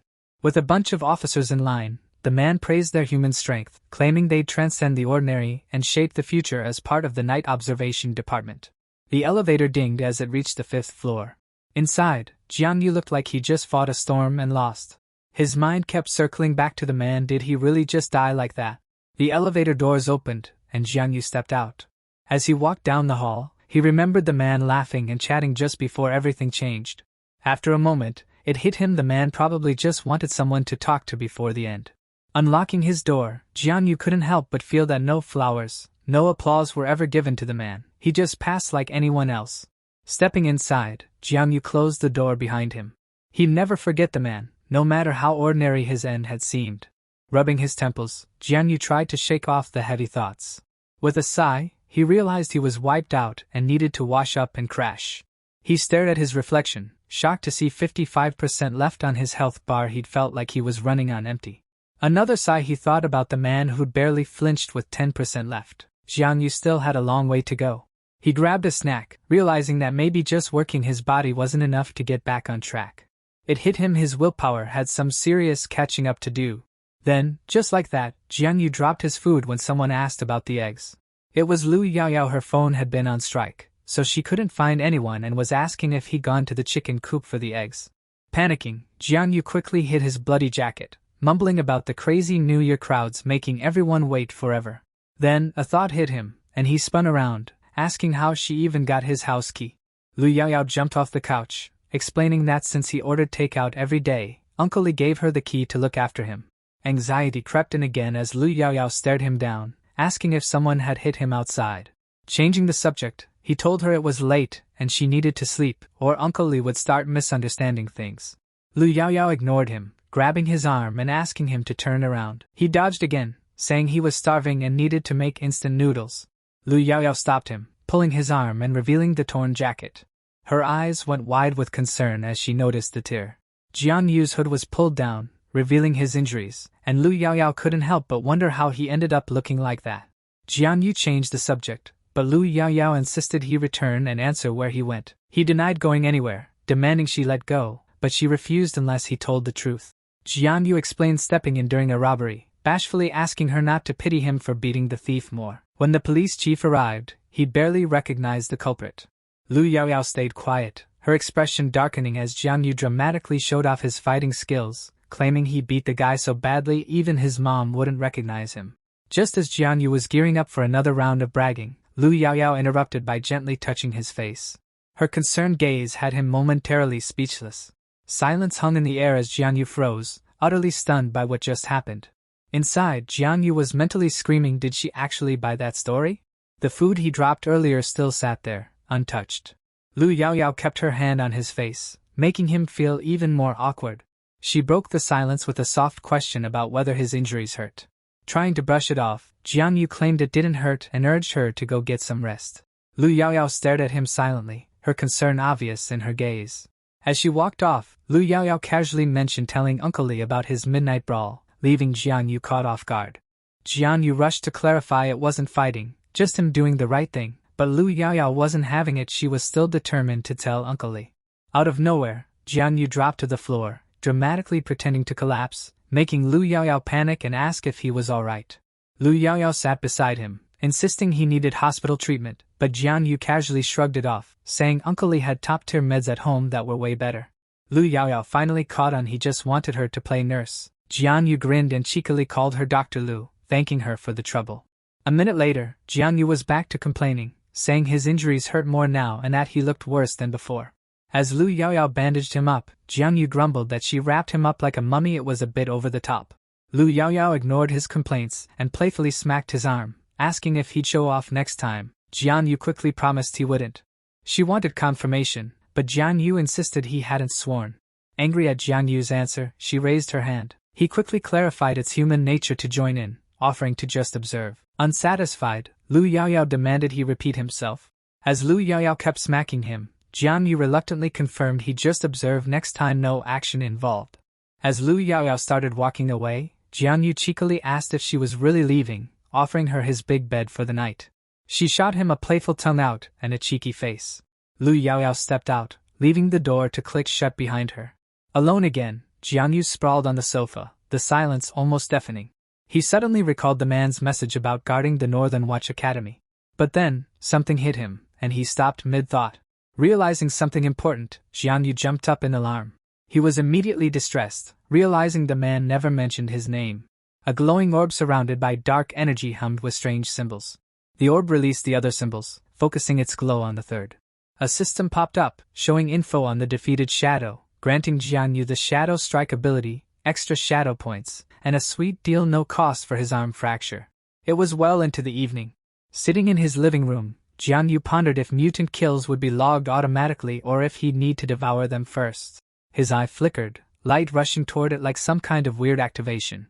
Shaking it off, he focused on his new skill, the Shadow Assault, promising easier weak point attacks and massive damage in the shadows. Rising, Jian Yu stretched, getting ready to test out his new skill in the middle of his living room. Confident, he tried activating the Shadow Assault. But nothing happened. Silence followed. Frustrated, he stomped his feet, wondering if the system was pulling his leg. Then it hit him, maybe the skill needed a target to work? Slumping back, he decided to forget it for now and try again later when he had the chance. A lucky draw wheel popped up, and Jian Yu chose a character, hoping for the best. The system labeled him as a rogue assassin, thriving in shadows, suited perfectly for sneaky kills. Calling the system a cheat, Jian Yu grumbled about how it wrote all the game lines but made him hunt in the shadows instead of the light. The system suddenly notified him that his shadow could now transform, merging with him for a special form. Curious, he clicked on it. The system detailed his shadow form's perk surprise rewards, a hidden aura, stronger abilities, and no vital parts, meaning beheading would only cost health, not his life. Jian Yu's eyes lit up, practically drooling, as he wondered if the cheat code was real, especially the fourth point. It was just too wild. Scrolling further, he saw that the fourth point had more details. If beheaded, his health would drop by 99%, but he'd still live. Annoyed, Jian Yu questioned how the system could still save him, wondering if dying quickly might be the better option. Shaking it off, he decided to test it out, telling himself it was still a solid ability, and commanded his shadow to appear. A dark, gooey mass oozed from the floor. It rose, morphing into Jian Yu's shadow. He stretched out his arm, his finger pointing straight ahead. The shadow mirrored him, extending its left arm. Their index fingers touched, a perfect match. Without warning, the shadow dissolved, fusing into his arm. Concern flickered on his face as the shadow inched up toward his face. Alarmed, he watched as half his face was overtaken. Soon, the entire body was swallowed by the shadow. He examined himself, now merged with the shadow, noting how interesting this form was. Taking a deep breath, he prepared himself. Jian Yu leaped off the floor, shooting forward at lightning speed. He zoomed around the room, leaving only traces of motion behind. Objects flew everywhere as Jian Yu flaunted his speed. Then, with one hand, he effortlessly lifted something. It was his bed, and he casually lifted it up and down with one hand, showing off his strength. A 100 kilograms hammer materialized out of nowhere. He slammed the hammer into himself, testing his defense. Laughing maniacally, he declared the shadow form was honestly incredible. A shout from downstairs snapped him out of it. Someone was asking what the noise was about, and told him to keep it down. He reminded himself to chill out, and dropped the shadow form. Scanning the system, Jian Yu spotted the rogue position, and curious, clicked to activate it. The system told Jian Yu he had partial authority, but activation would fully awaken it, making the position exclusive to him. The system warned of risks and asked if he chose activation. A confirmation screen popped up, reminding him that risks could sometimes lead to big rewards. Jianyu eyed the screen, thinking the new position looked like a good move. He hesitated. Risks could be bad, but they also meant potential rewards. It was a classic dilemma. Out of nowhere, the yes option started glitching. Dark substance began oozing from the screen, freaking Jianyu out. He cursed, realizing he hadn't even selected yet. The dark stuff quickly surrounded him, pulling him in. The floor trembled. No one had a clue what was going on with him. Suddenly, a blinding light flooded his room, visible even from outside his window. After a moment, the trembling stopped. Black substance still steamed from his feet as he stepped back inside, now covered in a glossy black layer. Jianyu's body morphed, and the system officially recognized him as a hunter. The system warned that if he didn't excel in hunting, he'd perish, but since he was a born hunter, his attacks were bound to land, and it had new info for him to check out. First, weapons like guns and bows didn't count. Second, the more mysterious and feared he got, the more rewards would come his way. Third, even gods wouldn't escape his reach. Watching the dark stuff leave his body, Jianyu couldn't help but be impressed. His attacks could even harm gods. His left eye lit up, surprising him. The system told him that activating the shadow form would boost his execution ability, lowering the health required to land a kill. Execution happens when a target's health hits a certain point, and their bar turns red, showing Jianyu exactly where to strike. Hitting that spot would trigger an execution, wiping out the target completely. The health needed for an execution depends on both the target's and Jianyu's strength, abilities, and positioning. Jianyu stood in his living room, staring at the system's notification screen. Reading the execution details, he realized it was the same red spot that appeared during the last monster battle. He briefly mentioned how combining execution with absolute damage would be game-changing. A grin spread across his face as the thought crossed his mind. His excitement surged. He felt unbeatable now. Then, it hit him. Something was off. Without hesitation, he peeled off the bandages. As he inspected his injuries, he realized nothing was as bad as expected. No risks, just smooth sailing. Curious, he poked his arm. His wound was nearly gone. That medicine wasn't supposed to kick in that fast. Out of nowhere, he pulled out some dark residue from his stomach wound. He examined the dark substance, and realized it was from activating his shadow form. The healing power was unreal. Meanwhile, someone scrolled through social media, seeing Jianyu's post about fighting off a villain with 88 knives without flinching. Naturally, they asked Lu Yaoyao if it was true. A girl mentioned Jianyu's fight with traffickers, holding a watermelon knife without hesitation. Lu Yaoyao was speechless, and the man asked if Jianyu was injured and if they should visit him. Exasperated, Lu Yaoyao told them not to believe Jianyu, who had just been chased by a dog. The two were shocked and confirmed if it was true. In her head, Lu Yaoyao sighed. Jianyu was at it again, bragging. A short while later, they stood outside Jianyu's house. Lu Yaoyao, feeling smug, told them to see for themselves if they didn't believe her. She grabbed the key and was ready to open the door. Just then, one of her friends asked how she got her hands on Jianyu's house key. Nervously, she explained that Jianyu's uncle had given it to her. Her friends bought it. As soon as she stepped inside, she called out for Jianyu, but instead of an answer, she was greeted with a loud scream. Jianyu was crouched by the bed, clutching his stomach. His stomach wound reopened, and he realized he'd underestimated it. Lu Yaoyao asked if he was okay. As they entered, Lu Yaoyao asked where his bandage was and why he'd taken it off. Jianyu said he thought it was healed, so he removed it. Their friends were stunned. One girl commented that it seemed Jianyu's post was legit, and the boy agreed, confirming it. Out of nowhere, the boy grabbed Jianyu, marveling at his muscles, while the girl poked him, impressed by his strength. Lu Yaoyao pushed them away, ordering them to sit in the living room. The two quickly agreed, begging her not to push them. The door slammed shut as they sat down, making sure not to anger her again. The guy asked if Jianyu and Lu Yaoyao were still an item. She shrugged, probably. As the medicine was applied, Jianyu sighed, clearly not enjoying the process. Lu Yaoyao rolled her eyes, telling him to cut the drama since the medicine didn't sting that bad. Jianyu froze, eyes locked on Lu Yaoyao's legs as she sat by his bed. Blushing, Jianyu zoned out, his brain stuck on those legs while she scolded him for opening his wound. Totally distracted, Jianyu couldn't even hear her, too busy staring at her legs, something she definitely caught onto. Lu Yaoyao joked about having Xiao Peng do the job instead, but Jianyu quickly protested, claiming the chubby guy was too clumsy. Lu Yaoyao gave him a look, clearly trying to figure out if he was serious. Pinching his cheeks, Lu Yaoyao commented that Uncle Li must have neglected him. Jianyu disagreed, saying even 800 rounds of care wouldn't help. She asked about his day yesterday, but made it clear she wasn't buying any robbery stories. Jianyu tried to save face, claiming he was the ultimate knight in shining armor. Lu Yaoyao mocked him, asking if he could speak truth. Jianyu thought there was no point in explaining, as she wouldn't believe he killed a mutant or spoke with the Night Watch. Switching gears, Jianyu asked about Uncle Li's return. Lu Yaoyao shot back that he hadn't, curious about why it mattered. Jianyu mentioned how tough being a night watchman must be, with all the daytime work, nighttime shifts, and dangers. Lu Yaoyao raised an eyebrow at his remark but kept her thoughts to herself. Jianyu studied her, guessing she was always worried about Uncle Lu. He figured that most night watch folks probably didn't have peaceful lives. He mentioned Uncle Li's missing arm and Lin Mo's tragic death at 20 as examples. Jianyu reflected that even tough guys like Uncle Li could be held back by serious injuries. Out of nowhere, Lu Yaoyao asked if Jianyu would consider joining the Night Watch after passing the martial arts exam. Jianyu paused, noticing the concern in her eyes. He stayed quiet for a bit, thinking it over.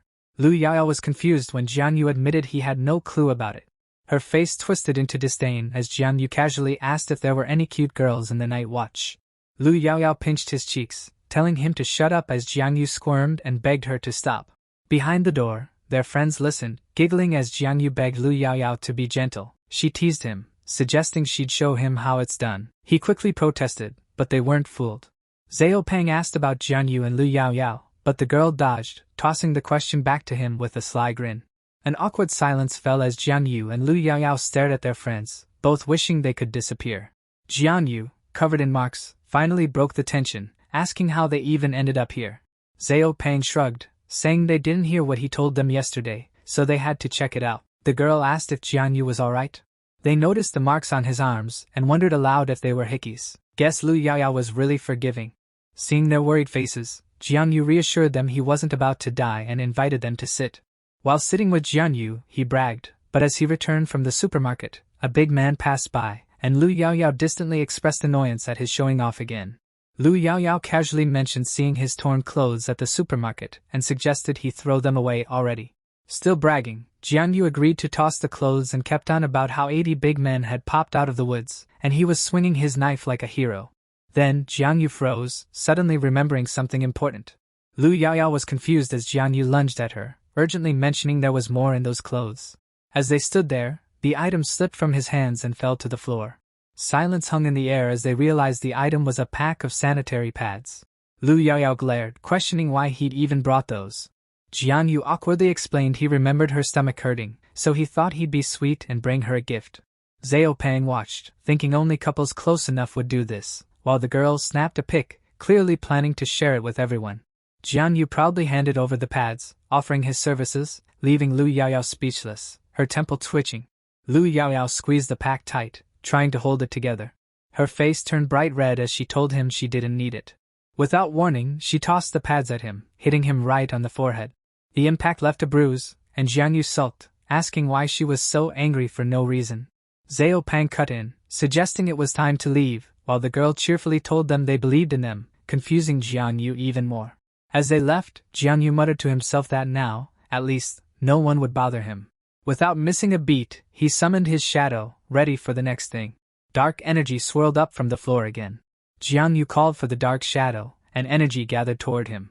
The energy merged with him, darkening the left side of his face and eyes. He decided it was time for a fun workout session. The dark energy swallowed him up, pulling him into the floor. He found himself in the dark side, now in his shadow form. Upon opening his eyes, he couldn't help but feel oddly at ease in a place that should be full of pollution. It felt like someone used to industrial pollution suddenly stepped into wide, open plains. With his health at 60%, he noticed his stomach didn't hurt anymore and felt much better. He got ready to start his workout. Without warning, he dropped to the floor. Then he pushed himself back up. He was shocked to push himself so high he nearly hit the ceiling. After bouncing off the ceiling, he crashed back down.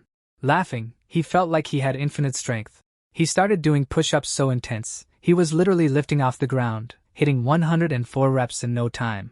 The system buzzed, telling him that his dark form made him feel completely liberated, like freedom in its purest form. The system noted he was getting serious with the workout.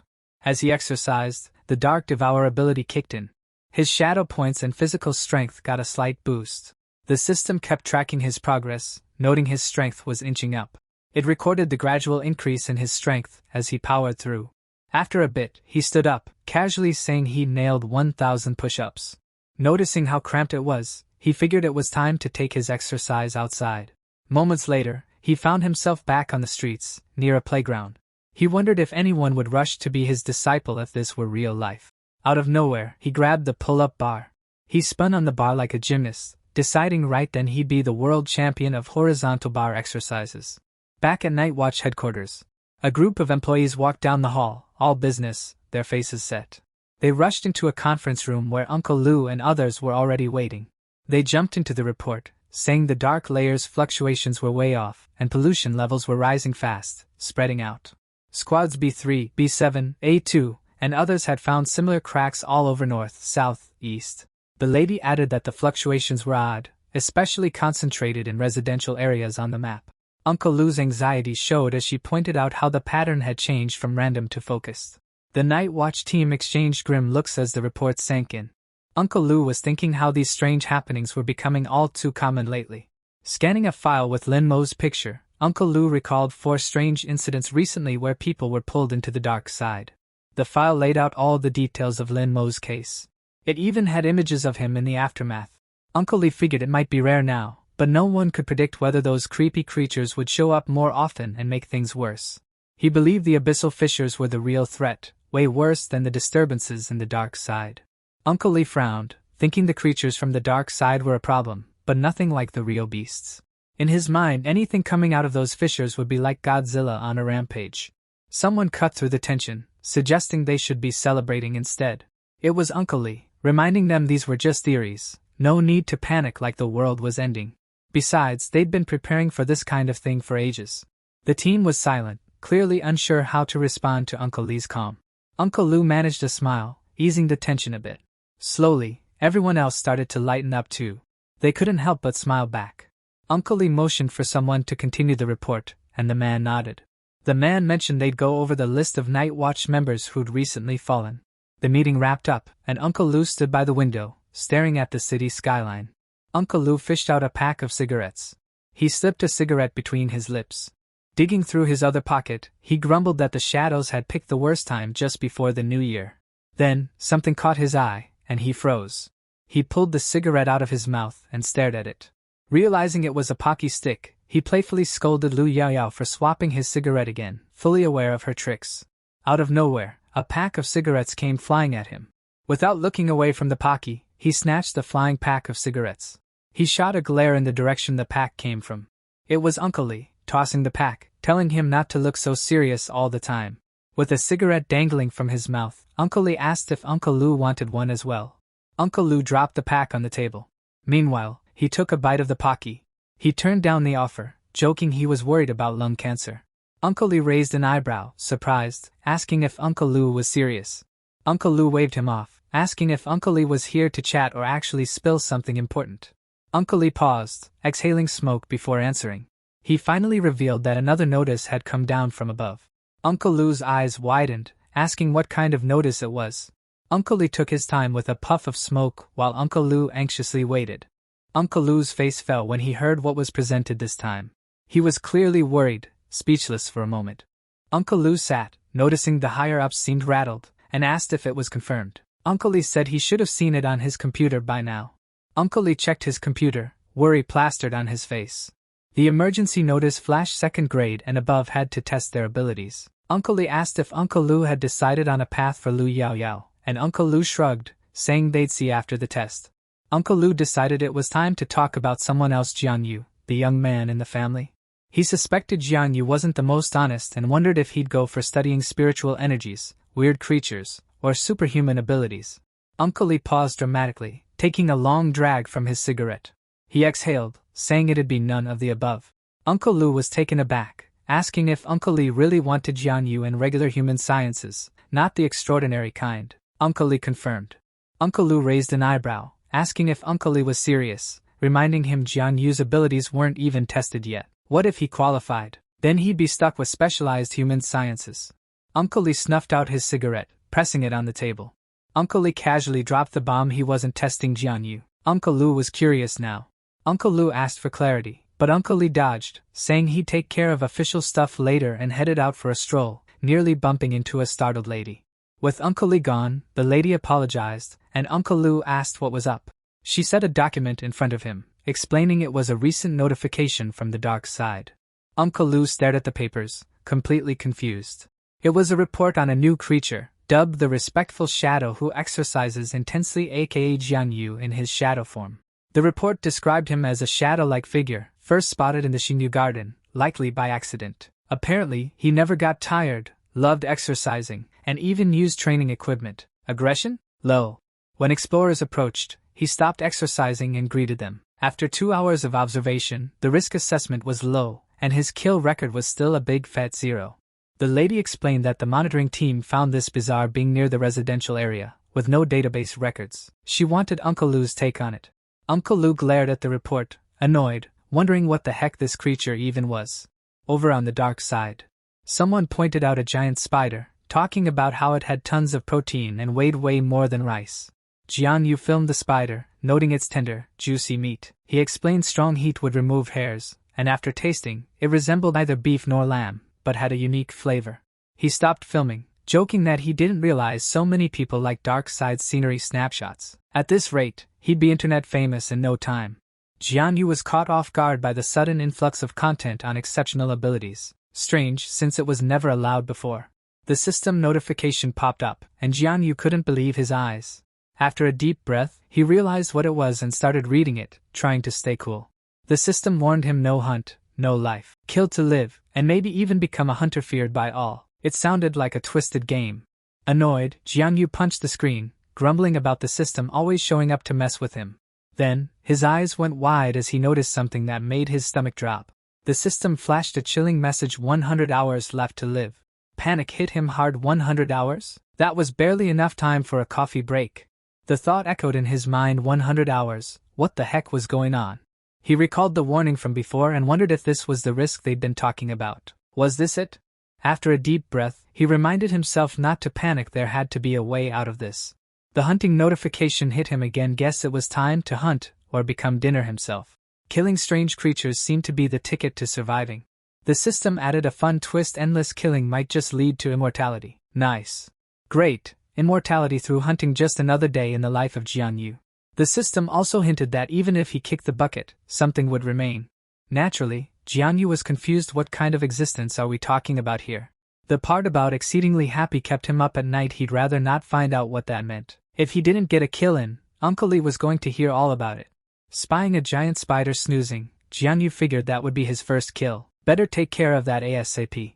Deciding to make the most of the situation, Jianyu set up his phone. A rare opportunity for fame, thanks to Uncle Lee's secret account. No big deal. Time to get sneaky. Jianyu summoned his shadow form. The phone clicked on, ready to capture every moment. Going live, Jianyu greeted his viewers and casually mentioned a strange creature he was about to fight: a big spider. Coin collection, anyone? Jianyu reminded the stream not to make a sound. This was a silent operation, people. Creeping closer to the spider, Jianyu whispered to the camera, "Shh, or it's game over." Jianyu gripped the iron stick he'd splurged thousands on, its metal pieces gleaming at the top, ready for action. The giant spider suddenly stirred awake. It glanced at Jianyu's last position, but he was already behind it, ninja-level stealth. The spider turned again, but Jianyu had already vanished behind it. Quiet as a mouse, Jianyu's heart thudded in his chest, sweat trickling down his face. The spider, confused, scanned the area, unable to spot him. With a gleam in his eye, Jianyu realized the shadow form was a game-changer. Time to find that weak spot. He activated his skill, and a section of the spider lit up like a neon sign. Spotting the weak spot immediately, Jianyu smirked. Weapon in hand, he grinned, ready to make the spider's day a whole lot worse. Half an hour ago, the spider had been enjoying the peace, thinking this world was pretty chill. He laughed, feeling safe in this world, no terrifying creatures like the abyss, just a relaxed survival mode. Recently, he'd fought a disgusting cousin of his, got hurt, but hey, at least it was a decent meal. He planned to sleep off his injuries, thinking a few naps would fix him up. Suddenly, though, the spider sensed something was off. His spider senses tingled. Someone, or something, was targeting him. Jianyu stayed hidden, but the spider kept sensing him, turning this way and that, clearly puzzled. The spider, uneasy, decided it was time to move to a safer spot. As he moved, A sudden surge of energy hit him from behind. Something slammed into the spider, making it shriek in pain. The spider crumpled to the ground, knocked out by the surge from above. Jianyu landed the hit, feeling a rush as shadow points drained from him. He wondered if getting hit in specific spots would unlock more power. He grabbed his weapon again, contemplating whether to go for another couple of hits, since only 40% of the spider's blood would stay. Before he could finish his thought, something sharp zoomed at him. Jianyu was knocked back, slamming into a wall. The wall behind him shattered, debris raining down, but Jianyu just sighed, didn't even feel it. The giant spider shook its butt, making odd sounds, clearly in pain. As the spider moved, its health kept dropping, and Jianyu smiled. His iron stick was working wonders. Jianyu got back on his feet. Dark energy surged, and he unleashed a shadow attack. The shadows sucked Jianyu into the ground. Underground, it felt like swimming underwater, with air bubbles popping around him. Above, the spider moved, and Jianyu thought, this shadow thing's like a thief in the night. Watching the spider, Jianyu decided no need for direct combat with these weirdos. The spider wiggled its butt, hunting for him. Jianyu just waited, like a patient hunter, for the perfect strike. While keeping his eyes on the spider, Jianyu thought about the different types of the supernatural world. Grinning underground, he thought, it's hunting season, and I'm the predator. Meanwhile, someone scrolled through a live stream, some night watch guy talking about low-class creatures. Next channel, a girl giving a tour of a secret alley restaurant. Another scroll, and now it's an evildoer named Jia Damang. Next up, a magician about to wow the fam. She switched again, but now some lighter trick? She was done. This live streaming stuff was getting stale. Then, something caught her eye. It was Jianyu's stream, his channel, leveling up by killing gods, and he was you from the northern capital. Two fast-moving shadows popped up on screen. The girl lit up, asking if those shadows were real or just some special effects. Fans flooded the comments while Jianyu explained the shadow spider, a demonic, low-level abyss creature with dangerous body patterns. The girl saw the comments and fumed, calling out the online show-offs and daring them to show their families. She stared at her screen, deep in thought. Finally, she started typing up a comment on Jianyu's stream. Out of nowhere, Jianyu vanished into the ground, leaving the girl stunned. Her eyes lit up, wondering if Jianyu was some kind of superhuman. Grinning, she thought things were definitely getting more exciting. On the other side, Jianyu popped up from the ground and leaped over the shadow spider. He gave the iron stick lodged in the spider's rear a solid kick. The spider screeched, blood flying from its backside. It lunged, aiming its sharp legs straight at Jianyu. The spider's legs smashed the ground as it tried to strike Jianyu. The spider froze, waiting for the dust and debris to clear. But when the dust settled, it realized the ground it pierced was empty. Jianyu was gone. Out of nowhere, Jianyu poked the spider from behind. The spider whipped around, searching for where Jianyu had poked it. Smiling, Jianyu confirmed he was still there. The spider attacked, but Jianyu dodged with ease, taunting it, too weak? You've got 8 legs, and you still can't hit me. The girl watched, jaw dropped, as Jianyu dodged effortlessly. She snuggled under her blankets, eyes sparkling, whispering how fast and good-looking Jianyu was. Back to the action, the spider shot a sticky purple liquid at Jianyu. The liquid sizzled, burning through the concrete as it hit. The spider surrounded itself with the liquid, scanning for Jianyu. Thinking Jianyu had vanished, the spider laughed in relief. But a voice interrupted. Was the spider really that clueless to think saturating the ground with citrus would keep it safe? The spider was caught off guard when Jianyu appeared on top of a building, radiating intense energy. Jianyu casually remarked that no place is free of shadow. Then, he jumped off the building, diving towards the ground.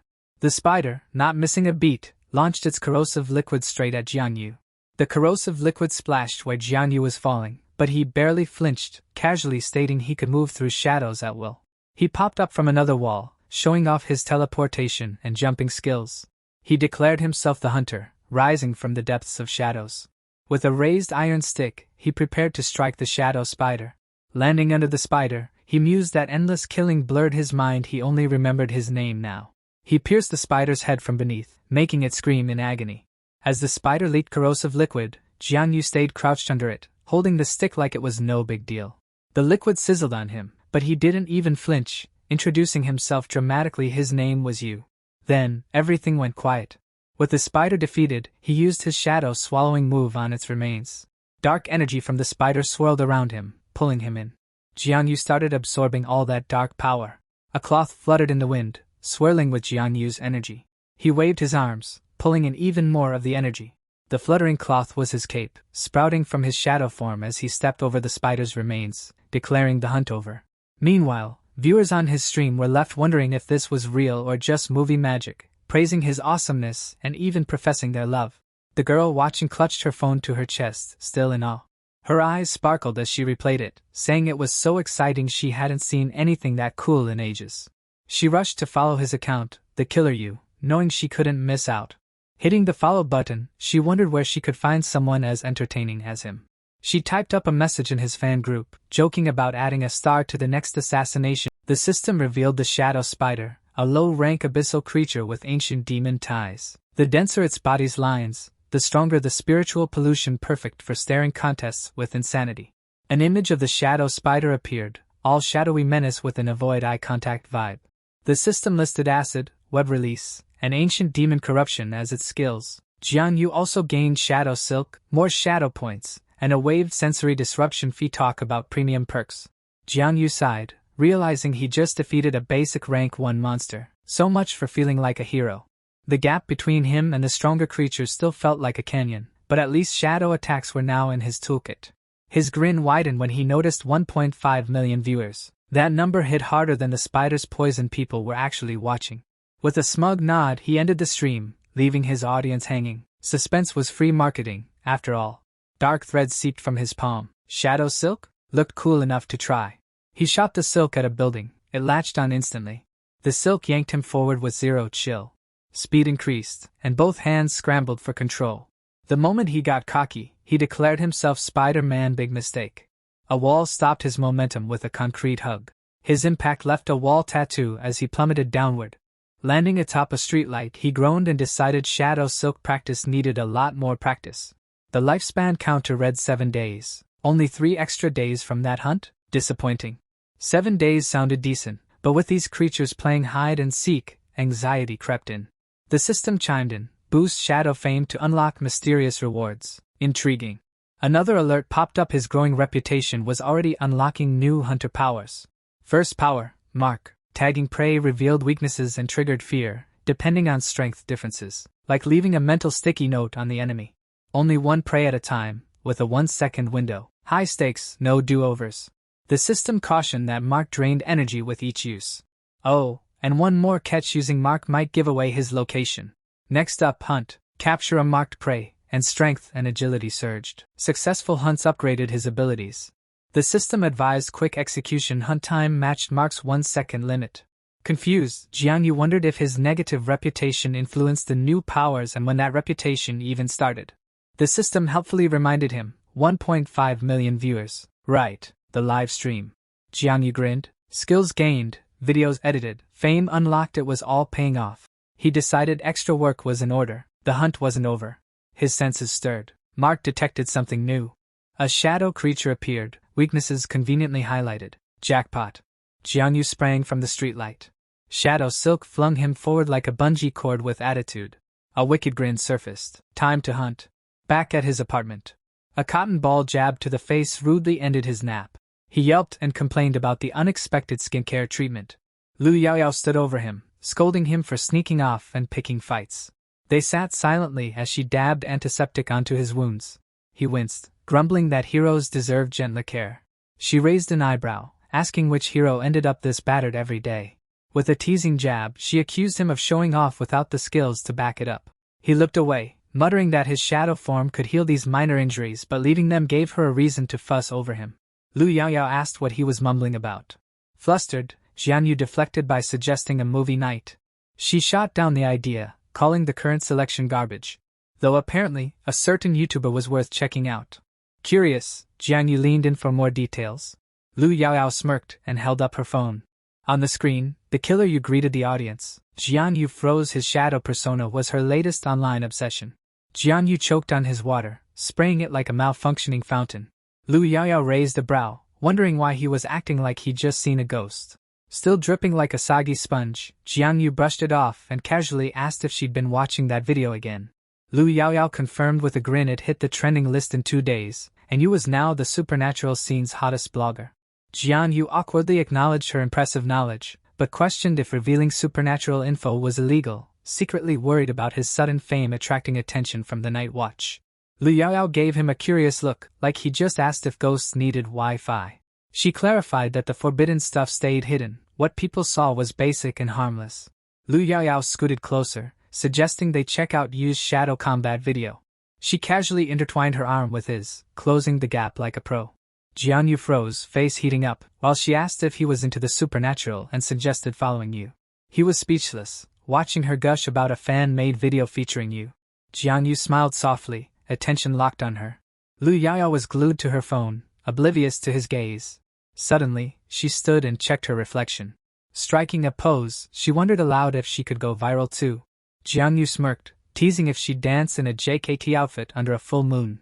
She shot back for him to get lost but then mused about making supernatural explainers. His sleazy grin hinted at a snarky remark, but he held back. The grin faded as he wondered if she could really outmatch Night Watch veterans just from a few articles. He half scolded her, warning that dressing like that outside was an open invite for stalkers. He puffed up with pride, bragging about shaking off a stalker last time. Lu Yaoyao's eyes narrowed at the mention of that one. Alarm shot through Jianyu as she darted behind him, gun in hand. She pressed the gun to his back with eerie calm. His heart dropped as she wondered if those bruises came from chasing JK girls. Hands up in surrender, he swore it was just a joke, but her skeptical glare said she wasn't buying it. She smacked his back with the gun, muttering that no one really knew the truth. He pleaded for mercy, calling her Officer Lu. She denied with a grin, sentencing him to kitchen duty. Jianyu collapsed onto the sofa with relief. He sighed, thinking he'd finally shaken her off until something on his phone caught his eye. Jianyu was astonished by the flood of private messages asking his identity and if he was with the Night Watch, remarking that his popularity skyrocketed in no time. His expression shifted as something else on his phone caught his attention. Jianyu was tagged in a video by Real Deal, where people claimed his video was fake, saying he shouldn't be compared to the Night Watch, sparking his curiosity about their accusations. Curiosity won. He tapped the link. The screen showed Real Deal abandoning his usual food tours for a truth-exposing mission, featuring Jianyu's latest video as Exhibit A. Real Deal asked if they'd seen the video with shadowy creatures and a forgetful assassin, urging viewers to judge its authenticity. He declared it an eye-opening investigation, pausing the footage frame by frame to highlight mismatched backgrounds and hint at sneaky edits. Real Deal zoomed in, smugly pointing out the sloppy edits masking unrealistic details. Annoyance crept in. A food blogger trying to piggyback off his fame? All for trimming a few awkward frames? Ridiculous. Real Deal declared himself a retired monster slayer, boasting about spotting fakes like Jianyu from a mile away before vaguely warning someone to watch themselves. With a sigh, Jianyu scrolled to the comments. The comment section was a battleground. Some defended the footage as legit, while others claimed editing meant deception. Someone even called Real Deal the true Nightwatch boss. With a smirk, he brushed off the hate. Critics? Old news. Like his comics days, the loudest voices often ended up exposed when the tide turned. Stretching lazily, he decided to catch another mutant. If Real Deal called it fake, he'd deliver undeniable proof. Bonus lifespan was just a perk. First, though, he had to clarify things with his underground contact. New videos flooded and some demanded apologies, others questioned his identity. Ignoring the noise, Jianyu entered the dark side, where natural hunters always turn nightmares into prey. His shadowed form stepped into the dark side. A tiny camera sat securely on his shoulder. In shadow form, he adjusted the camera, ensuring a perfect shot. Scanning the streets, he noticed fewer shadows. Maybe the dark side reset after a while, clearing out the old to welcome the new. His eyes sharpened, movement caught his attention. An old six crouched below, ready to ambush unsuspecting mutants. He gripped his iron staff, determined to show the shadow what a real old six could do. Standing at the rooftop's edge, he braced himself. Hunt mode activated. Just as he bent his knees to leap, he froze mid-motion. He glanced down, realizing the building's height was more intimidating than expected. A sudden stomach growl broke the tension, reminding him that danger wasn't the only thing he was battling. Abandoning his assassin bravado, he embraced rookie mode, cautiously taking the stairs like someone avoiding a gym injury. He positioned himself ahead, already waiting as the shadow crept around the street corner. The shadow appeared menacing, radiating a thick, oppressive energy. Without hesitation, he activated his mark skill. The shadow jerked in confusion as the mark's effect took hold. He observed the shadow's panic, noting how the mark skill triggered instant fear. The shadow's frantic search revealed its resemblance to the scythe monster from before, leaving him wondering if it had evolved. He steadied himself, deciding that his own evolution made the opponent's form irrelevant. With precision, he unleashed the rising dragon staff, driving the iron stick into the shadow's stomach. The shadow recoiled, its health bar plummeting to 45%. He surged forward without pause. The shadow tried to flee, but he launched himself upward in pursuit. Recognizing the moment, he triggered the hunt, boosting his strength and speed for a fleeting second to secure bonus rewards. He swung the iron stick, locking onto the shadow's position. The shadow swerved, leaving him to smash into the wall with impressive dedication. He blinked, surprised by the sudden miss. The shadow bolted again, wings flapping in desperation. Using the wall as leverage, he shifted direction mid-air. Twisting his body, he delivered a sharp kick, sending the shadow crashing to the ground. He landed, iron stick raised for another strike. The shadow's mouth tentacles twitched, stirring with ominous intent. Energy swirled between the writhing tentacles, gathering ominous power. A powerful gust slammed into him, knocking him off balance. The shadow unleashed waves of sonar-like energy, rippling through the air. A sudden dizziness hit Jianyu, realizing the shadow had mental attacks up its sleeve. The shadow lunged with its scythe, taking advantage of his disorientation. Unable to react, he was caught off guard once more. The force sent him skidding across the ground. His health plummeted to 66%, 34% gone in one strike. Impressive, or terrifying? The shadow, now cloaked in a dark aura, geared up for another strike. He quickly assessed it as a high-damage, agile but fragile assassin. A plan was needed, raw power wouldn't cut it here. The shadow struck, but he slipped underground, leaving it flustered above. Classic dodge and taunt move. Explosions rained down as energy blasts chased him through the shadows. The shadow kept the attacks coming, refusing to let up. He surfaced only to find the shadow already looming, attack primed. The shadow froze, confusion replacing aggression. Immobilized, it realized too late that he was ready to strike. His punch landed squarely in its stomach with a satisfying impact. The trap had worked, and the shadow had walked right into it. He unleashed a flurry of strikes, confident the shadow couldn't escape, skillful or not. Blow after blow rained down. This was his turf, and today, no shadow was flying away. The shadow screeched, gathering its strength for one last trick. He slammed it into the ground mid-scheme. Nice try, but no chance. Punches landed relentlessly, leaving the shadow trapped and helpless. It wailed as dark energy leaked from its form. A crimson orb appeared, its weak spot exposed, and he prepared the final blow. His strike halted mid-air, hesitation freezing his movements. Gasping for air, he staggered back, struggling to grasp how this was even possible. The shadow's face became clear. Lin Mo. Jiangyu froze, recognizing him instantly. Confusion settled in. Lin Mo had been taken by the night watchman, so how did he end up like this? And why here? A guttural groan echoed, followed by a blast of energy that shoved Jianyu back. The shadow staggered away, groaning in pain, while Jianyu rushed after it, demanding it stop. He sprinted after the figure, insisting he had something important to say, not that the shadow cared. His breath ran out long before his determination did. He exhaled, his breath curling into tiny clouds in the cold air. Step after step, another sigh escaped, heavier than the last. Exhaustion weighed him down, and the shadow had long vanished. The system chimed in, announcing his discovery of prey upon entering the dark side. As a hunter, it declared, he should be thrilled. Victory was just a hunt away. Jianyu kept walking, aimless yet persistent. His shoulders slumped, his mood matching the dim streetlights. The system chimed in again, helpfully reminding him that his so-called successful hunt had flopped. Thanks for that. As he trudged along, the system warned that repeated failures could sap his strength and maybe even shave years off his lifespan. No pressure. His silence didn't stop the system. It lectured about how only relentless hunts and rising ranks granted true control over life and death. The system prodded further, noting the anger simmering beneath his exhaustion. Life, it said, was a hunt. Was he giving up? Jianyu stayed silent as the system poked and taunted, suggesting he just wait for death. He gave it nothing. Without warning, his fist crashed into the screen. Annoyance flared as he demanded the system stop its relentless nagging. He clenched his teeth and tightened his fist. The system finally shut up. He stared ahead, bitterly noting how heroism demanded sacrifice, but Lin Mo's fate said otherwise. His steps slowed as he glanced down at himself. The glass reflected his worn expression. He wondered what would he look like as a monster? Jianyu's mind wandered, imagining himself as a monster if death claimed him. He clenched his fist, the resolve clear. There was no turning back now. Determination etched on his face. He knew the hunt had to continue. Moments later, Jianyu arrived at the cloud sea gathering place, phone in hand. The reports hinted at anomalies here, so finding prey shouldn't be a struggle. Activating Shadow Pupil, he sank into the shadow forming beneath his feet. The shadow reappeared atop a nearby building. He emerged from the shadows, landing softly on the rooftop. Staying alert, he noted the anomalies here were more abundant than before. Yet, these shadows seemed timid, tucked away within the buildings. Suddenly, something caught his eye. Across the rooftop stood a shadow, bold and exposed a surprising sight. Peeking closer, he saw it was unusually muscular. The buff figure practically screamed strength. Then he spotted the heavily injured legs, its vitality almost drained. A grin surfaced. This was his chance, and failure wasn't an option. Energy swirled as Jian Yu focused on a specific spot. His hand broke through the shadow pooled on the concrete.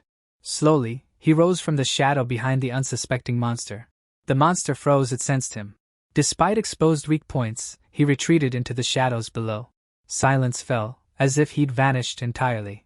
Underground, Jian Yu watched the monster sniff around, surprised by its heightened senses. This wasn't his neighborhood-level threat. He shifted away, but it followed, its sense of smell sharp. The red dots dimmed, likely from its alert state, making him hesitate, but the guard had to go. The monster paced anxiously, but Jian Yu held back, knowing patience was key. The monster settled, and the red dots flickered back on Jian Yu. Approved. With a grin, Jian Yu activated his mark skill. Meanwhile, outside, the sun was setting. Lu Yaoyao was cooking when she heard footsteps, expecting Jian Yu. She asked why he was so late. She told him to hurry up, then stopped mid-sentence when she saw who was behind her. Lu Yaoyao was shocked to see Uncle Li and Uncle Lu. Uncle Li asked if she was cooking for Jian Yu again, and Uncle Lu joked that she was family now. Embarrassed, Lu Yaoyao turned away, muttering about Uncle Lu bad-mouthing her again. Lu Yaoyao asked why Uncle Lu was off so early. He shrugged, saying nothing to do at work, and suggested they grab a meal. Lu Yaoyao waved him off, saying dinner was already halfway done, leaving Uncle Lu awkwardly silent. Uncle Li plopped down at the table, saying they'd go out another day and that it was the perfect time to try Lu Yaoyao's cooking, courtesy of Jian Yu's skills. Uncle Li asked where Jian Yu was. Lu Yaoyao shrugged, guessing he was out playing. Uncle Li grumbled about Jian Yu leaving her to cook, but before Lu Yaoyao could respond, the door swung open. Jian Yu barged in, starving, asking where the food was like he was about to pass out. He couldn't wait to see what she made today. In a proud mood, he pulled out her favorite lollipop, telling her he almost got bitten by a dog while getting it. Then, mid-sentence, he froze, realizing something was off. Realizing his mistake, Jian Yu froze. Lu Yaoyao stared, Uncle Li facepalmed, and Uncle Lu glared. The room went silent until Jian Yu's stomach growled loud enough to break it. He quickly shoved the lollipop back in his pocket, looking guilty. Laughing nervously, he claimed he'd been chased by a dog, got disoriented, and it was all just a misunderstanding. Uncle Li jumped in to end the awkwardness, saying it was a rare occasion to eat together. He told them to sit and not ruin the mood. Jian Yu sat down, feeling sheepish. Uncle Li patted him on the back, saying young people fight those who don't are just old. Uncle Lu agreed, recalling when they fought for girls. He then asked about the girl Jian Yu had been with last time, asking her name. Lu Yaoyao answered, saying it was Yu Zhou. Uncle Lu nodded, saying she was beautiful and delicate, adding he'd have done anything for a girl like that when he was young. Uncle Lu raised his glass to Uncle Li, wishing him success, which clearly irritated Lu Yaoyao. Watching Lu Yaoyao fume, Jian Yu realized Uncle Lu had a knack for bringing up sensitive topics. Out of nowhere, Uncle Li told Jian Yu to stop sitting there and raise a glass to Uncle Lu. Jian Yu raised his glass to Uncle Lu, side-eyeing the duo felt like they were ganging up on him. He knocked back his drink like it was a contest. Uncle Lu grinned, ready to let Jian Yu dig his own hole. Jian Yu passed Uncle Lu some food, casually mentioning it was a rare chance to taste Lu Yaoyao's cooking. Uncle Lu agreed he wasn't wrong there. With a devilish grin, Jian Yu casually dropped that Lu Yaoyao was always cooking for him. No wonder she was a pro. Uncle Lu froze. This was news to him. Lu Yaoyao nervously chewed, while Uncle Lu eyed her suspiciously. He usually just ordered takeout, but it hit him Lu Yaoyao was all in for Jian Yu. Uncle Lu chugged his drink, and Jian Yu smirked, feeling victorious. The sun set, and Uncle Li had Jian Yu toast to Uncle Lu again, this time, for his hard work. Uncle Lu, not loving it, raised his glass to Jian Yu anyway. Dinner wrapped up, and Jian Yu waved goodbye. Uncle Li suggested they do it again sometime. Uncle Lu wasn't exactly thrilled, while Lu Yaoyao promised to see him tomorrow. The door slammed shut behind them. Inside, Jian Yu grabbed a drink, offering one to Uncle Li, who politely declined. Uncle Li flopped onto the sofa, looking all serious, while Jian Yu sipped behind him. The silence was broken only by the sound of Jianyu gulping down his drink. Uncle Lee sat there, looking deep in thought. Then, out of nowhere, Uncle Lee asked if he could ask Jianyu something. Straight to the point, Uncle Lee asked if Jianyu had unlocked any abilities yet. Jianyu froze. He wasn't expecting that one. He looked away, playing dumb, asking what an awakening ability even was. Uncle Lee revealed his secret: 20 years as a night watchman, so he could spot injuries from a mile away. He was onto him. Jianyu sank into defeat, not a word to say. He plopped down next to Uncle Lee, admitting it happened about half a month ago. Uncle Lee pressed for the details. Nervously, Jianyu asked if this was an interrogation. Uncle Lee assured him it wasn't a big deal, just spill the beans. Jianyu scratched his head, unsure how it happened, claiming it was just one of those suddenly moments. Uncle Lee raised an eyebrow, noting how rare it was for someone to naturally awaken, like winning the lottery on the first try. Jianyu shrugged, casually dropping that it was probably his natural talent kicking in. Uncle Lee's gaze sharpened, sending a chill down Jianyu's spine. Something felt off. Uncle Lee gave him a tap on the shoulder, and Jianyu swore he felt some sort of power surge. The clock ticked louder than ever, filling the tense silence between them. Uncle Lee broke the silence, dropping the bomb that anyone with talent had to take the martial exam unless their willpower was basically non-existent. Jianyu mentioned Lu Yaoyao had already mentioned this, and Uncle Lee was caught off guard. How did she know before him? Uncle Lee sighed, mentioning the growing pressure at the night watch and casually offering Jianyu a backdoor to skip the exam and focus on college instead. Jianyu was taken aback. Could Uncle Lee really just toss around offers like that? Uncle Lee suggested some top universities, remembering Jianyu's love for comics and offering a spot in the art department. Jianyu, impressed, called him a genius. Uncle Lee's jaw dropped when Jianyu asked if he could just grab a diploma without attending class. Bold move. Uncle Lee gave him a playful smack, telling him to aim for the stars with requests like that. Uncle Lee mentioned Winter Academy, promising stability after graduation and a peaceful life with Lu Yaoyao. Jianyu's smile faded as he called out to Uncle Lee, sensing something was up. Teeth clenched, Jianyu stared back, while Uncle Lee gave him a sharp look. Jianyu's eyes grew serious as he insisted he wanted to see what being extraordinary felt like. Uncle Lee, visibly frustrated, refused, making it clear Jianyu had to follow his advice this time. Realizing he just shut down Jianyu, Uncle Lee froze in awkward silence. Still pointing, Uncle Lee stood there, unsure of how to fix his sudden authority trip. Jianyu shot back, rejecting the backdoor plan and threatening to report Uncle Lee to the night watch. Uncle Lee's eyes widened. Jianyu wasn't playing around with that threat. They stood off in silence, both sizing each other up. Uncle Lee's expression darkened as he warned Jianyu about the dangers of the extraordinary world, advising him to stick to studying for now. Jianyu stood firm, arguing that danger was everywhere, and he couldn't rely on Uncle Lee forever. The tension in the room thickened as they locked eyes, both lost in thought. With a sigh, Uncle Lee gave in, warning Jianyu that he'd regret it once he fully understood, but he'd always be there if he changed his mind. Jianyu urged Uncle Lee to stay clear of shady business to avoid getting caught. Uncle Lee agreed and turned to leave, saying there was nothing else to discuss. Just as Uncle Lee turned to leave, Jianyu called him back. Jianyu brought up a concern from Lu Yaoyao's research. Could someone have died after exhausting their powers, but still turned into something else? Uncle Lee pondered for a moment before answering. He confirmed it was possible, as either abilities or outside interference could cause that outcome. Jianyu caught on right away. Uncle Lee asked why the sudden interest, but Jianyu brushed it off, claiming it was just curiosity. Uncle Lee reminded him that, with the martial arts exam ahead, he'd eventually encounter all kinds of strange stuff. Uncle Lee advised a good night's rest and to stay out of trouble. Jianyu promised to take it easy. Uncle Lee suddenly remembered to mention that the martial arts exam was starting after the Lunar New Year, catching Jianyu off guard. With a wave, Uncle Lee reminded him to prepare well. Jianyu nodded, agreeing. The next chapter had a half-empty page, with Jianyu holding his head. Guess he was having a rough time. The girl following Jianyu's account was practically glowing, excited to see a new video notification. She opened the video, only to be hit with harsh comments. Some said he was just trying to get famous, others mocked his editing skills, claiming real battles involved weapons, not video tricks. Annoyed, she muttered about how haters were everywhere, clearly jealous of Yu's talent. She vowed to shut them up soon enough. Furious, she typed away, defending Yu from all the pointless criticism. Her fingers flew across the phone, her aura as ominous as a villain in a drama. But then, a hint of doubt crept in. What if Yu was a scammer after all? As she clicked play, she silently hoped it wasn't an apology video. The video opened with a dramatic text: "If he didn't hunt, he'd die," followed by Jianyu standing at the edge of a building, looking ready for action. Captivated, she couldn't help but marvel at the scene. How cool was that? She pictured herself right there with him, feeling the rush of being part of the action. Out of nowhere, Jianyu leapt off the building, and she gasped. Everything went blurry, and she wondered, no way, did that just happen? The girl was glued to the video, feeling like she was strapped to Jianyu's back as he dove straight for the ground, screaming in disbelief. Eyes squeezed shut, tears threatening as she screamed. This was like a roller coaster, but way scarier. Something felt off. She cracked one eye open, trying to figure out what was going on. Her jaw dropped when she saw they weren't falling anymore. Jianyu had latched onto Shadow Silk and was swinging like some kind of superhero. She couldn't help but marvel, was Jianyu some kind of superhuman or just ridiculously cool?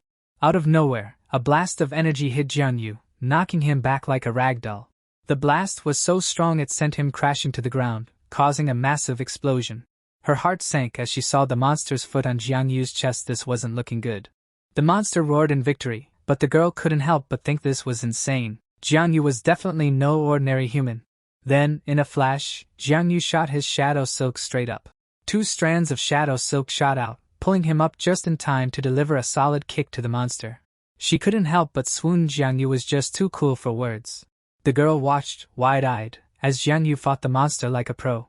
A perfect kick to the monster's face. Jianyu wasn't messing around. But the monster wasn't having it, and landed a punch right in Jianyu's stomach. She winced as Jianyu took the hit, but she was still impressed. This was no fake showdown. Alien species, powers, all of it. This was the real deal. Back in action, Jianyu jumped out of the way of the monster's next attack. The monster froze, sensing something behind it. Jianyu struck from behind, piercing the monster's chest and wiping out its health bar. The girl was practically glowing. He was a real fighter from the northern capital. Jianyu yanked his hand out of the monster's body, covered in gross, sticky green goo. The girl watched, eyes wide, as Jianyu used his Shadow Devourer skill on the monster's corpse. She thought about it for a second. Was Jianyu absorbing powers from the alien species? Did the spider webs come from a shadow spider? She couldn't contain her excitement, eagerly waiting to see what new abilities Jianyu might unlock. Meanwhile, someone tossed their clothes into the laundry basket. Jianyu, now back to reality, grimaced as he touched his injury. Yeah, that hurt. Bandaging up, Jianyu admitted those aliens were tough, but their injuries made the fight a lot easier for him. His phone pinged, snapping Jianyu out of his thoughts. Jianyu glanced at his phone to see a video from Di Dao, who casually introduced himself, claiming the latest upload from you was real, no edits involved. Di Dao mentioned that the monster had been barely standing, so anyone with some energy could have taken it down. Frowning at the screen, Jianyu watched Di Dao question why he was tackling such simple tasks if he was really that special. Annoyed, Jianyu turned off his phone with a frustrated tap. Jianyu mumbled to himself how Di Dao was seriously getting on his nerves. He dropped onto the couch, already done with the day. Thinking back to the fight, he realized his strength was lacking, and taking on top-tier aliens would be a struggle. He made a mental note, time to get stronger, fast. He was determined to get so strong that no one could question his power. The system stats popped up. He looked strong, but reality hit, he was still weak.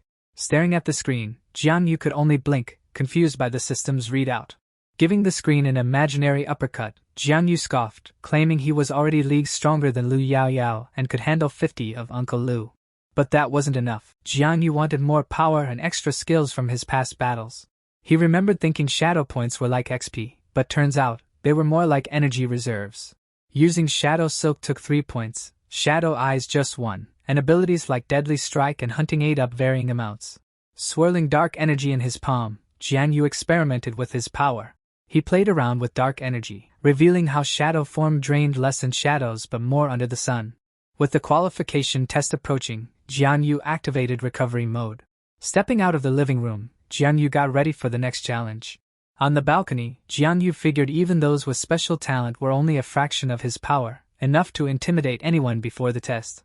He noticed how even the strongest trees could fall to the wind, and a little bragging never hurt to grab some attention.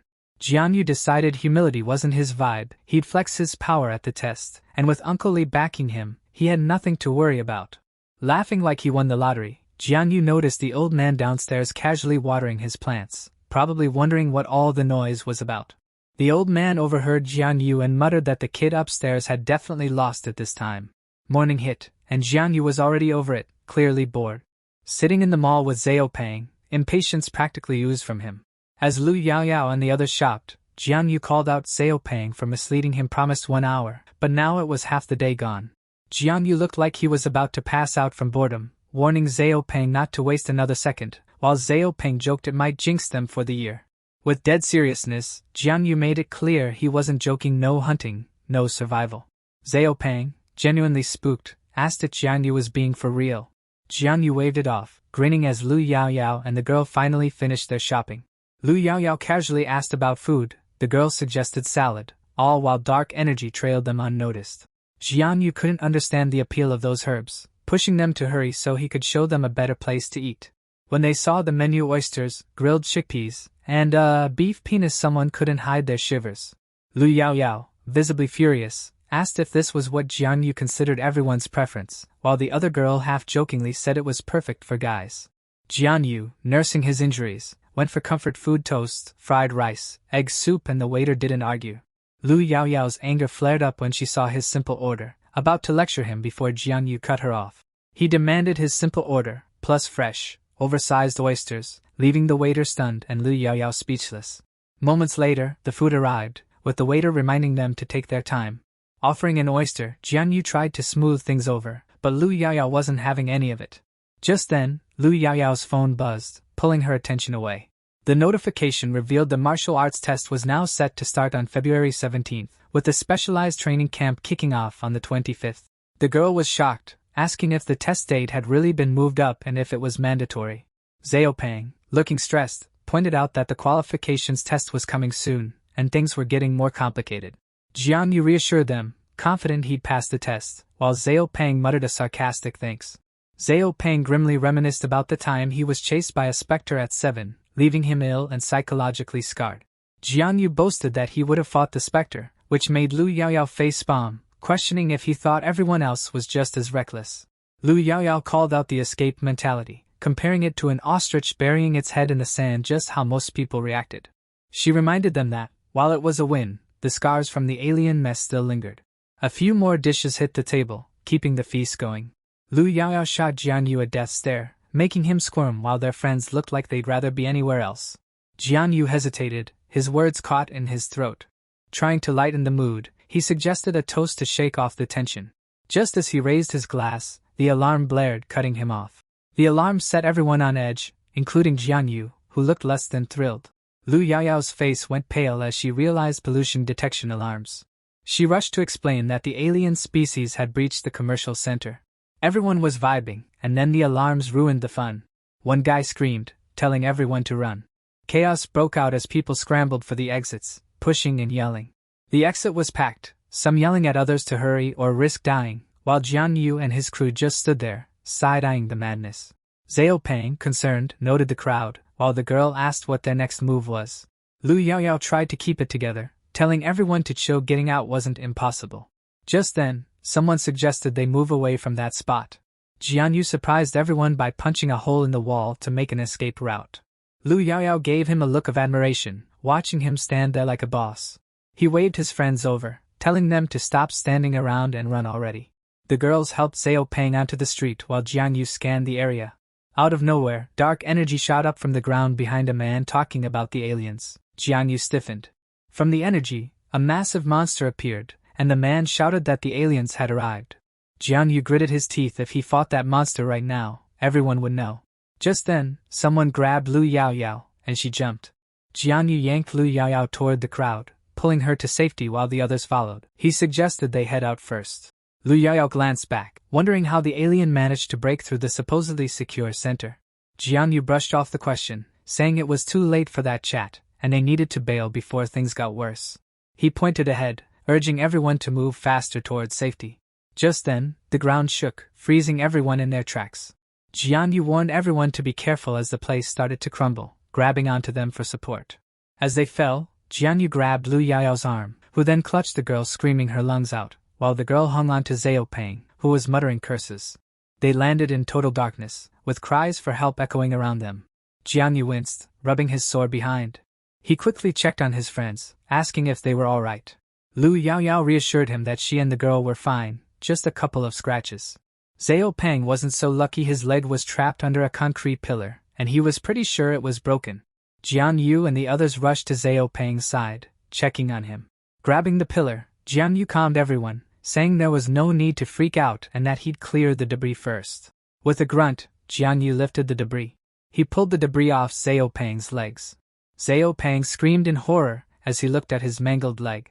As Jian Yu tossed the debris aside, Zhao Peng's pain was clear on his face. Just then, someone appeared with medicine. Lu Yaoyao took charge, telling Zhao Peng to take the painkillers to help ease the pain. As he swallowed the pills, Zhao Peng asked where they were and why everything was so dark. Lu Yaoyao shrugged, admitting she had no idea she'd never been in a situation like this. Meanwhile, Jian Yu ran his hand along the floor. Realizing it was the commercial center's floor, he guessed they'd ended up in the basement. Suddenly, dark energy pulsed through his hand. Jian Yu froze, recognizing the energy. He couldn't believe it, thinking this was impossible. He glanced around, feeling like they'd been yanked into the dark side. Others were stuck in the dark too, one moaning about a hurt leg, another pinned under a pillar, and a kid crying for her dad, who promised help was on the way. Jian Yu clenched his teeth, realizing the mess they were in. Too many people stuck, and with no movement in the shadow layer, it'd take the night watch a while to get here.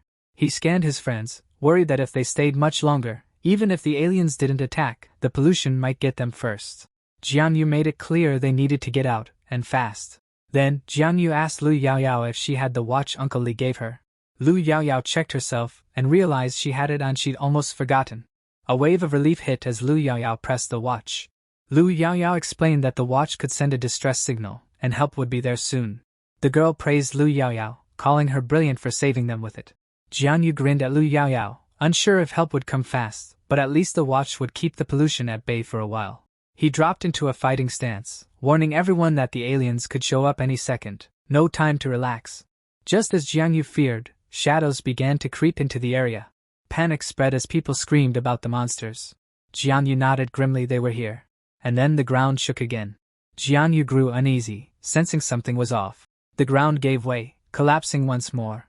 Lu Yaoyao coughed, the air thick with dust. She winced, her arm hurt, and called out to her friends, asking where they were. Xiao Xiao appeared, letting Lu Yaoyao know she was there. Xiao Peng's voice came next, asking where they were and why it was so dark. He was also looking for Jian Yu. Xiao Xiao pointed something out, urging everyone to take a look. A huge crack appeared in the ground, and Lu Yaoyao's worry grew as Xiao Xiao wondered if Jiang Yu had fallen into it. Meanwhile, the girl with white hair was dragged into the dark side, groaning in pain as bruises spread across her. She winced as she tried to sit, clearly in pain. Finally sitting, she wondered what had just happened. She recalled going shopping with Xiaoya when the alarms blared, and they'd bolted with the crowd. She called out for Xiaoya, desperately searching for her. Her hand brushed against a pool of blood, and she noticed a bloody hand nearby. Horror set in as she realized the hand belonged to Xiaoya and she was mutilated. She trembled, tears streaming down as she tried to call Xiaoya again. Out of nowhere, the shadow-wielding scythes reappeared behind her, lifting one in the air. Still shaking, she jumped at the sight of it behind her. The shadow's grotesque face made her wonder if this was how she was going to go. She thought to herself, this stuff only happens in movies. With the shadow about to strike, she imagined if she were the movie heroine, some hero would swoop in. Accepting her fate, she closed her eyes, realizing no one would save her in real life. No heroes in the real world, she muttered as the slash came down. Blood trickled down, forming a small pool on the ground. She lay there, stunned, as Jiang Yu appeared in his shadow form, standing between her and the threat. She wiped away her tears, confused by his sudden appearance. Jiang Yu blocked the scythe with his bare hand, making her wonder if he was the hero she'd been hoping for. With ease, Jiang Yu threw the shadow aside. Surprised, she was about to ask him something, but before she could speak, Jiang Yu unleashed Shadow Claw, his attack intensifying with power and flexibility. She stared in awe as Jiang Yu vanished right before her eyes. Jiang Yu leaped into the air, positioning himself above the shadow for his attack. His rapid slashes pushed the shadow back, each hit landing with precision. The shadow planted its scythe into the ground, trying to resist being pushed further back. It barely caught its breath, managing to halt its retreat. Realizing who had saved her, her eyes turned into hearts, questioning if this was some kind of dream. He jumped, startled by the girl's sudden scream from behind him. The girl circled him, gushing that she was his #1 fan, had watched all his videos, and loved them. Jian Yu awkwardly cleared his throat, pointing out her torn stockings and dress. She blushed and snapped, asking where he was looking, while Jiangyu stammered, claiming he was just giving her a friendly reminder. She winked playfully, suggesting she could change into a new dress for him if he wanted. Jiangyu's nose bled, and he drooled at the thought, clearly distracted. The shadow watched, baffled, as Jiangyu double-checked if she meant it, and if the dress was silk. The girl teased him, adding she'd even bring spicy chicken. The shadow roared in frustration, clearly annoyed at being ignored. Jianyu snapped back to battle mode, assuring her that silk or not, they could talk about it later. The girl practically vibrated with excitement as Jiangyu vanished into his shadow, setting the stage for the hunt. The shadow darted its gaze around, clearly baffled by Jiangyu's sudden vanishing act. A flicker of shock crossed its form as a thin thread of shadow latched onto its neck. Jiangyu yanked the thread, reeling the shadow in like a fish on a line.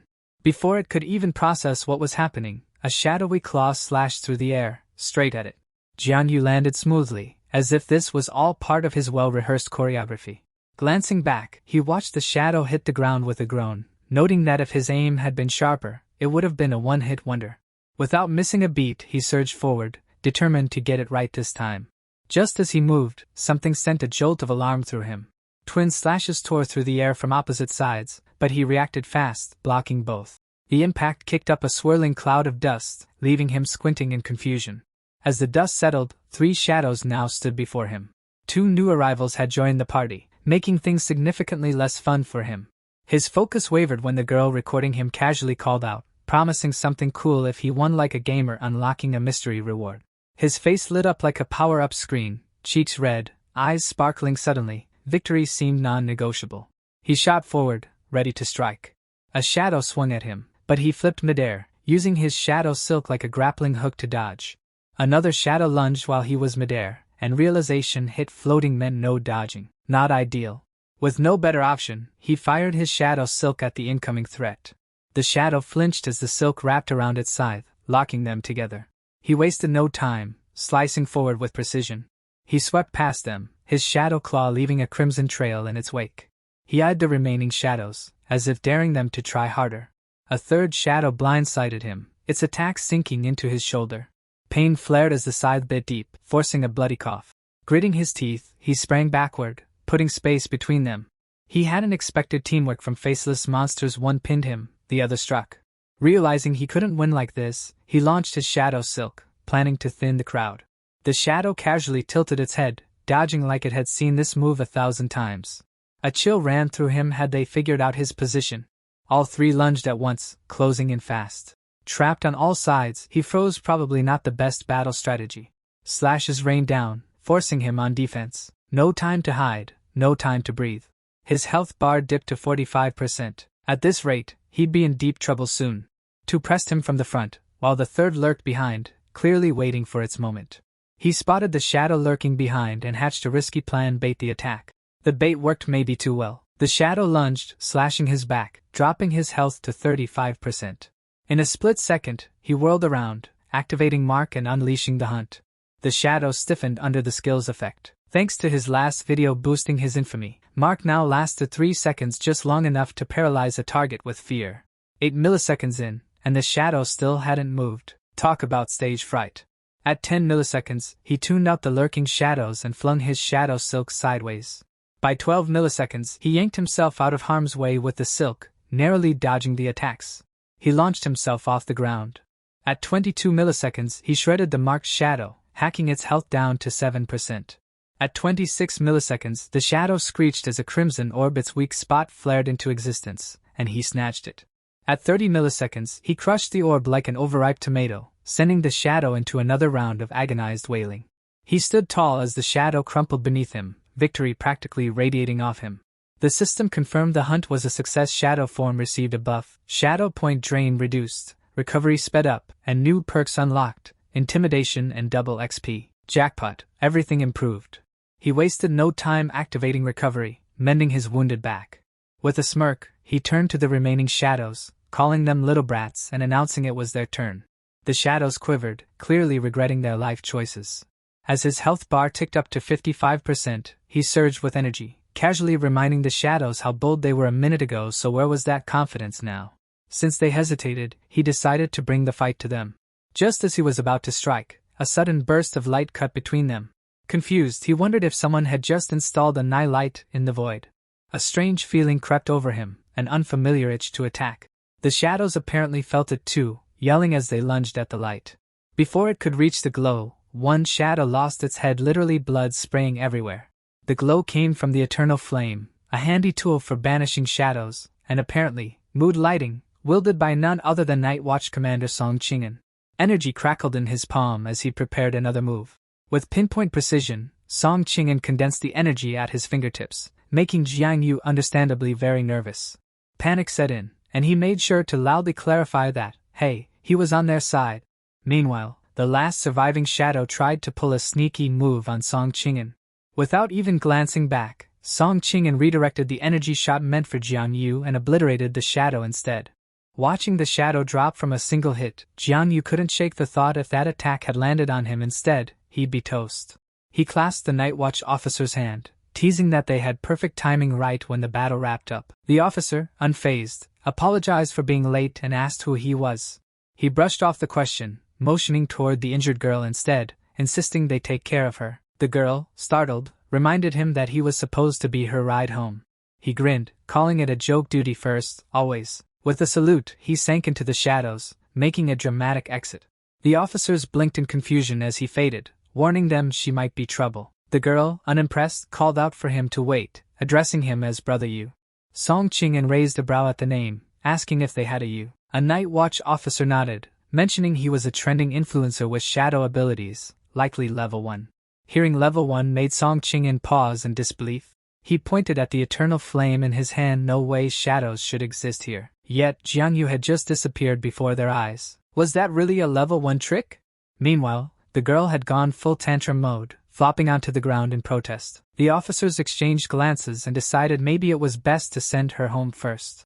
Song Chingen made a mental note this Yu guy needed a proper background check. Lu Yaoyao wandered through the battlefield, watchlight flickering, scanning for Jiang Yu. Her voice wavered as she called for him, nerves on edge. She muttered to herself, half prayer, half threat, he better not be in trouble. A sudden wave from the distance made her jump. There he was.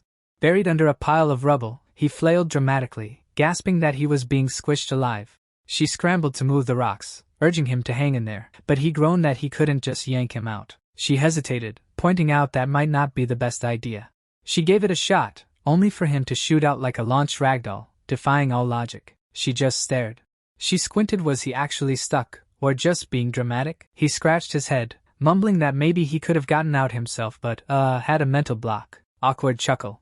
She noticed the long gash on his back and questioned if the rocks did that too. He shrugged, playing it off, but in his head, he knew whatever did that wasn't a rock. He glanced around. Xiao Pang and Xiao Xiao were missing. He turned to Lu Yaoyao. She explained that the Night Watch had swooped in, and since they were injured, they got a VIP exit pass. He raised a brow. So she stayed just for him? She huffed, looking away, mumbling that if something happened, she'd have to answer to Uncle Lee. His expression softened, eyes full of admiration. Eyes watering, he whispered her name, full of emotion. Without warning, he lunged in for a hug, throwing her completely off guard. She stood frozen, brain short-circuiting. As reality kicked in, she smacked Jiang Yu's head, demanding answers. He muttered about terrifying, knife-wielding monsters, insisting they were hideous beyond words. Clinging dramatically, he claimed sheer terror, begging for one last hug. She, however, enforced strict personal space rules. A hesitant voice cut through the moment, the glow of a lantern revealing its owner. A Night Watch officer, clearly secondhand embarrassed, mentioned hearing a scream and asked if they were still in one piece. Lu Yaoyao shoved Jiang Yu off, assuring they were fine. The officer, relieved, offered a way out, and Jiang Yu quickly agreed. Mid-walk, Jiang Yu let out a sudden wail, prompting an exasperated glance from Lu Yaoyao. He insisted it was nothing except for the silent tears mourning his lost shadow points. The forgotten monsters meant wasted XP. At Night Watch HQ. In a dimly lit interrogation room, someone casually asked for a name. Handcuffs rested on the table as Jiang Yu, the star of the questioning, introduced himself. The officer inquired about his age. 18, he confirmed, as if it wasn't already obvious. She checked if he had just started school. He nodded. Was this an interrogation or a college application? The officer noted the whole monster ordeal might have shaken him up. Standard protocol, mandatory therapy and meds, no skipping. Li Yuan, a Night Watch officer, explained that the treatment would last a month like a trial subscription, but non-refundable. She added a fun little catch: the military exam score would tank if taken during treatment. Jianyu, feeling perfectly sane by his own assessment, asked if he could opt out. Li Yuan shut that down fast. Hidden contamination could creep up later, so skipping wasn't an option. He realized the exam was in less than 10 days, making this whole therapy thing a scheduling nightmare. Li Yuan, unfazed, explained that cases like his were common. The night watch had a workaround: early exams. The words early exam made Jianyu blink in disbelief. This was news to him. She slid a document across the table, casually mentioning he need parental consent because bureaucracy waits for no one.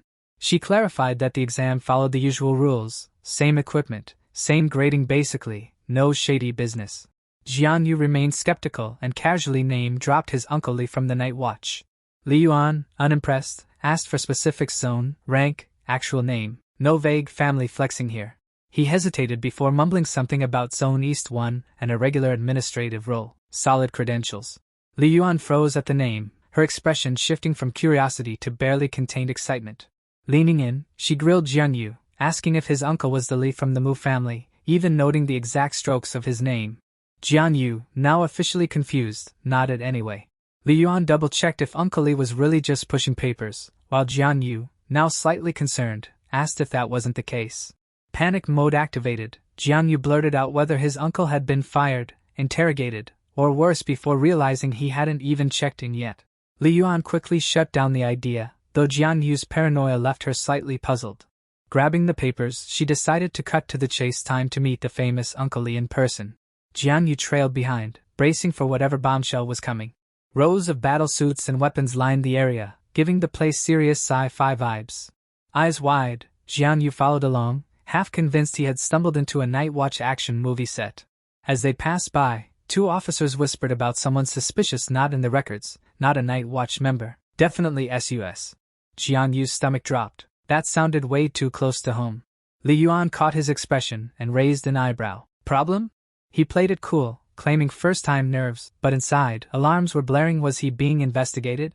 Li Yuan waved off his concerns, dropping him off in a room to chill while she tracked down his uncle.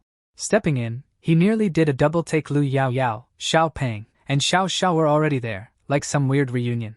Then, at the far end, another figure caught his eye.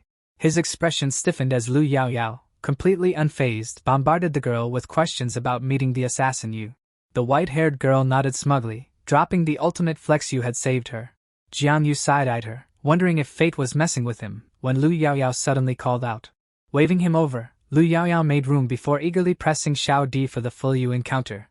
Xiao Di's eyes sparkled as she launched into a dramatic retelling: Yu versus 10 creatures, 1 shadow sword, instant decapitation. Classic hero moment. Lu Yao Yao hung on every word, while Xiao Di dramatized night watch arrival, Yu disappearing, a legendary exit. Jianyu muttered that half of it probably never happened. Mid-eye roll, his gaze drifted lower, and suddenly, priorities shifted. Fine, the exaggerated story was annoying, but those white socks, forgivable offense. Lu Yao Yao raised an eyebrow, wondering why you sounded nothing like a night watch member. Xiao Di casually suggested you might be from their generation, making Jianyu tense up, while Lu Yao Yao pressed for details. Xiao Di listed off Yu's habits, his mannerisms, speech, and most importantly, his oddly specific admiration for snug, transparent socks. She smirked and pointed straight at Jianyu, saying it was an exact match. Jianyu stiffened, caught between panic and pure confusion. Lu Yao Yao shot him a glare, declaring he hadn't changed one bit, while he fumbled for a defense and came up empty. In the middle of Lu Yao Yao's lecture, Uncle Lu barged in, panting like he ran a marathon. Lu Yao Yao blinked in surprise as Uncle Lu, barely catching his breath, demanded to know if she had actually been dragged into the dark side. She reassured him that they were fine, giving Jianyu's cheek a playful pinch, adding that he seemed more itchy than injured though. According to him, hunger was the real crisis. Uncle Li exhaled in relief and motioned for them to follow first priority, getting out of here. In another room, Lu Yao Yao pressed for answers. Uncle Lu's face darkened. This was the worst case yet, with victims still uncounted. Fortunately, they weren't among them. Uncle Lu stuck a cigarette between his lips, saying they needed to grasp how serious things were and take the pre-qualification test. Lu Yao Yao loudly cleared her throat, eyes locked on the cigarette. Uncle Lu froze, caught red-handed. With a defeated sigh, he set the cigarette down and moved on, explaining the two-stage test: ability first, willpower second. The ability test, or initial awakening, involved controlled exposure to contamination, low risk, just enough to reveal each student's specialty. Next was the willpower test. Passing depended on mental strength, plain and simple. His tone sharpened. This final test separated the extraordinary from the ordinary. Jianyu asked if sheer willpower guaranteed success. Uncle Lu shrugged. Maybe not. He explained that willpower wasn't just endurance. Some people endured pain yet remained average, while others slacked off but had insane abilities. It was about resisting evil, adapting to pollution, and staying human. Jianyu, unusually serious, asked if beliefs affected willpower. Uncle Lu raised a brow, curious where this was going. Lu Yaoyao smirked. Maybe someone was worried because his brain was 90% legs. Jianyu gulped, wondering if she was still mad. Uncle Lu confirmed there was some effect, but having noble beliefs didn't necessarily boost success. He added that negativity was a different story. Letting corruption fester only led to failure. Jianyu asked why. Uncle Lu explained that darkness wasn't just external. Negative thoughts were their own kind of pollution. Over time, they built up, becoming even more dangerous than the monsters outside. Uncle Lu warned that bottling up negativity only led to confusion, and nothing good ever came from that. Jianyu, lost in thoughts of Xiao Di and Lu Yaoyao in sailor uniforms, questioned if his negative feelings were really that unusual. Announcing his need for a club visit to cleanse his thoughts, his face said otherwise, mostly because he was drooling. Lu Yaoyao was, as expected, unimpressed. Uncle Lu motioned for them to head back, assuring them that someone else would handle their test arrangements.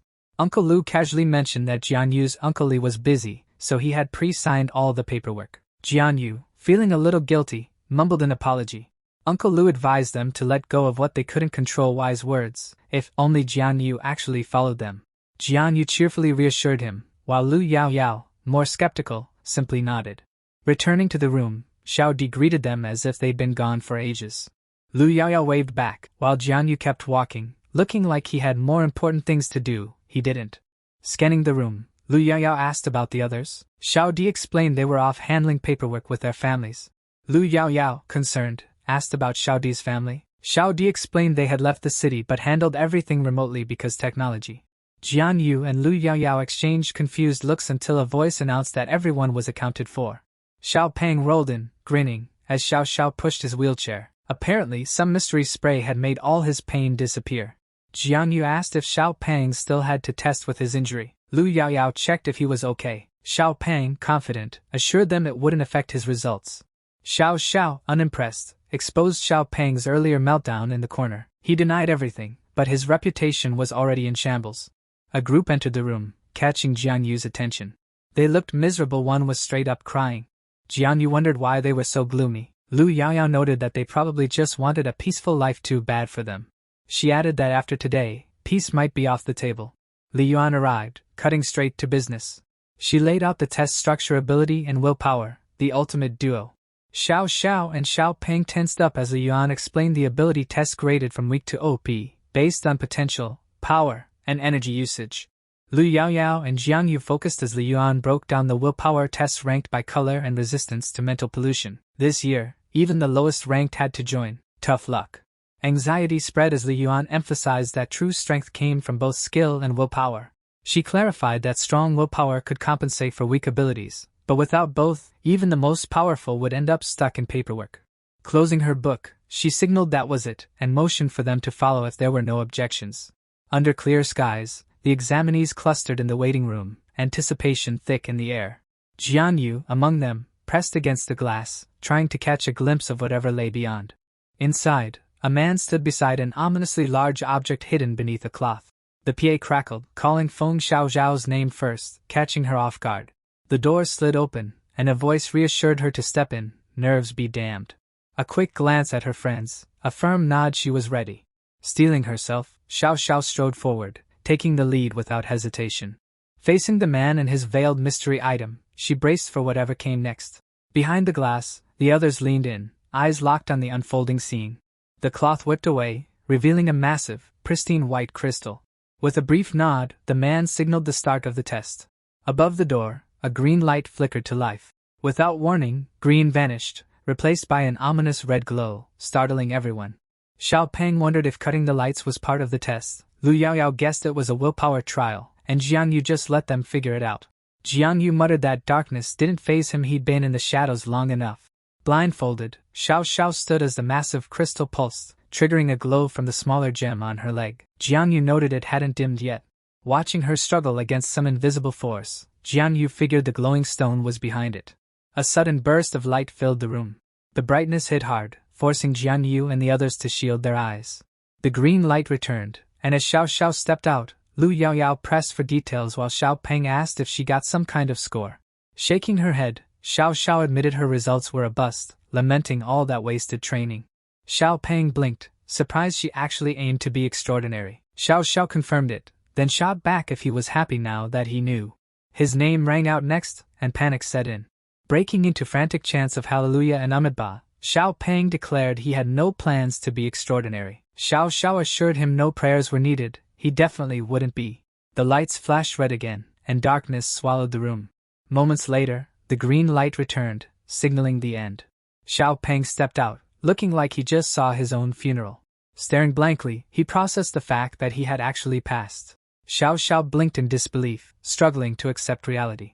Both looked equally traumatized. Xiao Xiao never thought he'd pass, and neither did he. Lu Yaoyao, the voice of reason, reminded them that life loves throwing curveballs. The PA crackled, and Lu Yaoyao's name echoed through the room. She took a deep breath to steady herself, while Jianyu watched with an amused grin. With a determined nod, she assured Jianyu she'd be back soon. The energy flared around her, glowing an intense red. Even the gem on her leg pulsed in sync, reflecting the same crimson hue. Jianyu noted the color shift. Xiao Peng's had been green, while Lu Yaoyao's burned red. He recalled that willpower ranked from 1 to 6, each with its own shade. His mind clicked. Red meant level 5. The green light flicked on again, marking the end of her test. Lu Yaoyao stepped out, visibly drained. Xiao Xiao rushed over, asking if it was finally over, and she weakly nodded. Jianyu smirked, joking about her near-breathless state. Lu Yaoyao shot back that he'd get it soon enough. He playfully asked for some motivation, even puckering his lips for effect. Lu Yaoyao, unimpressed, shoved him aside, declaring a firm nope. The speakers crackled again, this time summoning Jianyu. Without hesitation, he dashed toward the door, leaving Lu Yaoyao still grumbling behind him. She steadied herself, pressing a clenched fist to her chest. With a small smile, she sent him off with a quiet wish for luck. He threw a grateful glance her way. Stepping inside, he barely had time to react before the lights flashed red. The examiner glanced at his notes and confirmed his name, earning a quick nod in return. A vial was handed over, along with a simple question: had he awakened his abilities? Jianyu confirmed, bracing for what came next. The examiner's surprise was clear. He double-checked, and Jianyu shrugged it off, claiming he just woke up like that. The examiner, slightly panicked, clarified that he meant his ability, then pointed to the gear, signaling that it was time for the willpower test. Moments later, Jianyu joined the blindfold and gem club, and the test kicked off. A loud click echoed, and Jianyu instantly tensed up. The examiner, ever calm, reassured him to trust his instincts, and not to panic. He explained that his abilities had been awakened, and he'd soon feel his consciousness slip away, but there was no need to worry, just keep moving. With a gentle shove, the examiner nudged him forward, urging him to get going. Jianyu flinched, caught off guard by the unexpected push. Out of nowhere, he felt a shift in the air around him. It felt like he was plunging into a bottomless pit of darkness. The fall seemed endless, swallowed by the shadows. Then, as if on cue, he landed beside a body of water, a city looming behind him. Jianyu marveled, feeling completely disconnected from his body. It was surreal. But, strangely, he could still sense some connection to it. Curious, he jumped forward, eager to see what would happen next. Back in the real world, the officer gawked in shock at Jianyu's antics, speechless at how much fun he seemed to be having. The officer, now a bit more serious, told him to stop playing around and get moving. Jianyu snapped to attention and nodded. As he ran toward the massive crystal ahead, he realized it was surprisingly easy, like a walk in the park. But just as he thought it was smooth sailing, he started sinking into the water. Panic set in as he felt the weight dragging him down, struggling for air. He plunged deeper, realizing his mind was beginning to cloud over. Despair, sadness, and anger washed over him like a flood, overwhelming his thoughts. Shaking his head, he fought to push those emotions aside. He couldn't let them take over. A chill ran down his spine as Uncle Lee's voice called out from behind. Jianyu asked what Uncle Lee was doing there, but the response wasn't what he expected. Uncle Lee said he could never be extraordinary, only a danger to others. Jianyu bolted, realizing the figure wasn't Uncle Lee but some trick of the mind. Then, a strange presence made his heart race. Suddenly, Uncle Li materialized, dark energy swirling around him, reminding Jianyu of his limitations. Jianyu chuckled, joking if he was now a golden legend, more impressive than the 6th stage. Uncle Lu shrugged, saying maybe, but it was hard to say without a precedent. All the figures pointed ahead, claiming the extraordinary weren't just strong, they had unshakable willpower. Jianyu followed their gaze, and despair washed over him as he saw the devastation.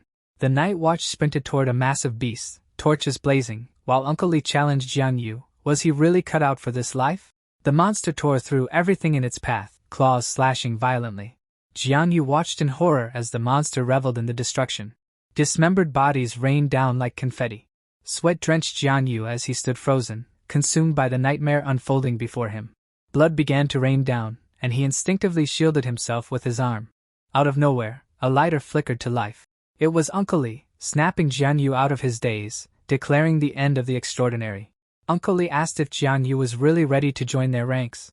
From the ground, another Uncle Li appeared, warning Jianyu not to kid himself. This Uncle Li exuded even more dark energy, sneering that Jianyu just wanted to show off by thinking he could be like them. Another figure emerged behind Jianyu, confirming the harsh words.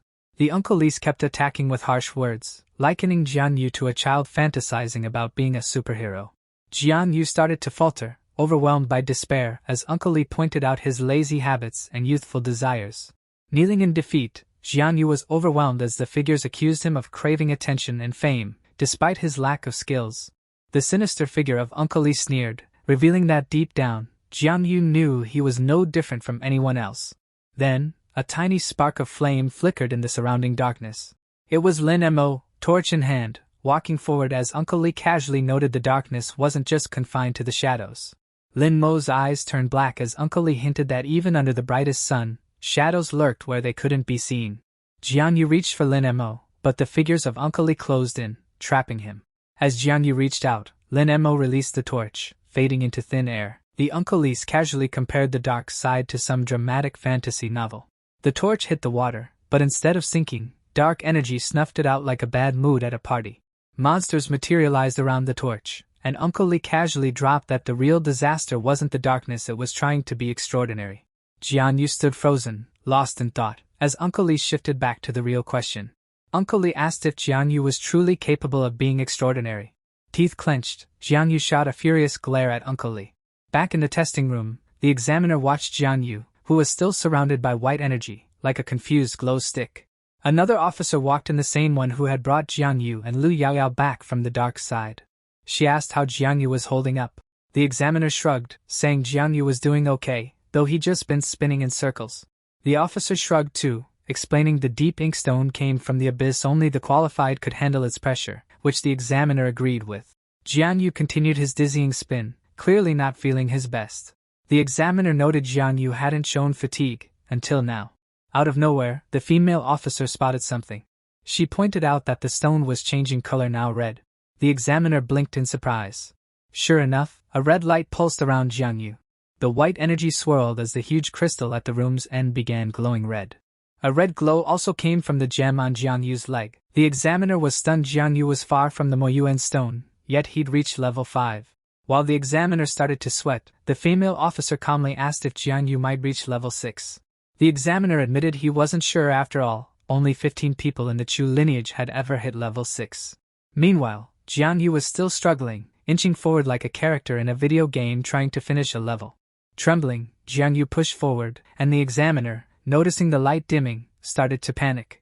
The examiner insisted they check Jianyu's wristwatch for any glitches, but the female officer found nothing wrong, everything was normal. As Jianyu took another step, the examiner panicked. His will should have been stronger the closer he got to the Moyuan stone. Jianyu stepped forward, and the gem on his leg faded in color, like his energy was draining. With each step, the examiner noticed Jianyu's will weakening, and he couldn't figure out why. Without warning, Jianyu reached for the Moyuan stone. The officers were on edge as the examiner asked if Jianyu was joking. Level 6 couldn't even touch it, so what was he thinking? As Jianyu stretched his hand out, the Moyuan stone began glowing orange. At last, Jianyu touched the Moyuan stone. Inside Jianyu's mind, he seemed empty, and someone urged him to forget about being extraordinary and just move forward. Xiao Pang, Xiao Xiao, and Uncle Lu popped up, telling him to think about the people who cared about him. Then, Lu Yaoyao appeared, suggesting he focus on the one person he valued most. Lu Yaoyao shyly offered her hand to Jiangyu. She took his hand gently. Holding hands, Lu Yaoyao made it clear this was where he truly belonged. Jiangyu stared at her, utterly captivated. Suddenly, a voice snapped him back to reality, shattering the illusions around him. It was Jiangyu himself. He'd been talking to his own thoughts the whole time. He mused, wondering if this was just another trial level. If it was, they could have at least given him a harem. Jiangyu stepped closer to the figure before him. It was Uncle Lee, who admitted he'd once been afraid of Jiangyu, even resenting him a little. He admitted that, in the beginning, he just wanted to be a big shot, pretending to be strong without doing anything. Jiangyu shot back, no one was a hero around here, just regular people struggling to survive. Lin Mo reappeared, torch in hand, as Jiangyu reflected on how the quiet efforts of people had created the peace they enjoyed now. Jiangyu reached for the torch, declaring that he'd already tasted peace once before. He finally grabbed the torch Lin Mo handed him. With the torch raised high, Jiangyu lit up the area, making it clear he wasn't about to hide in anyone's shadow anymore. His gaze was fierce, promising to become an unquenchable flame, burning bright forever. Uncle Lee paused, caught off guard by Jiangyu's sudden declaration. Jiangyu boldly declared he'd be the one to light up the darkness. While this was happening, Uncle Lu sat in a meeting, getting updates on the shopping center collapse. 850 people affected, over 700 trapped, but more than 650 already rescued. Uncle Lu's concern grew as the report continued. 30 students scheduled for a self-defense exam were about to be screened, and pollution would be cleared with light. Uncle Lu asked about the pollution assessment, and the man confirmed the results were in, with the image already sent to him. Without wasting time, Uncle Lu checked his laptop, seeing the email pop up. He opened the report and found details about a shadow seed, codenamed Yuling. The pollution level was low, but 3 spirits appeared shockingly similar. The man hesitated before telling Uncle Lee these spirits seemed to have a lot of artificial traces. Uncle Lee was taken aback when the man suggested they were human-made. The reporter argued that such similar transformations were impossible. Pollution varies so much from person to person. Someone flicked open a lighter, lighting up a cigarette. It was Uncle Lu, pondering whether a big player had developed something new. That night, the city buzzed with an eerie, ominous energy. Uncle Lee guessed that some folks hiding in the shadows were starting to stir. Out of nowhere, a blinding light flashed, catching Uncle Lu completely off guard. His jaw dropped, and his cigarette fell as he realized where the light was coming from. Uncle Lu figured it out. It was coming from the extraordinary test room. Someone rushed through the crowd, politely asking people to move aside. It was Uncle Lee, hustling through the crowd, apologizing as he asked for space. His anxiety was evident as he mentioned the highest willpower result, a mere orange glow, with no sign of the legendary golden one.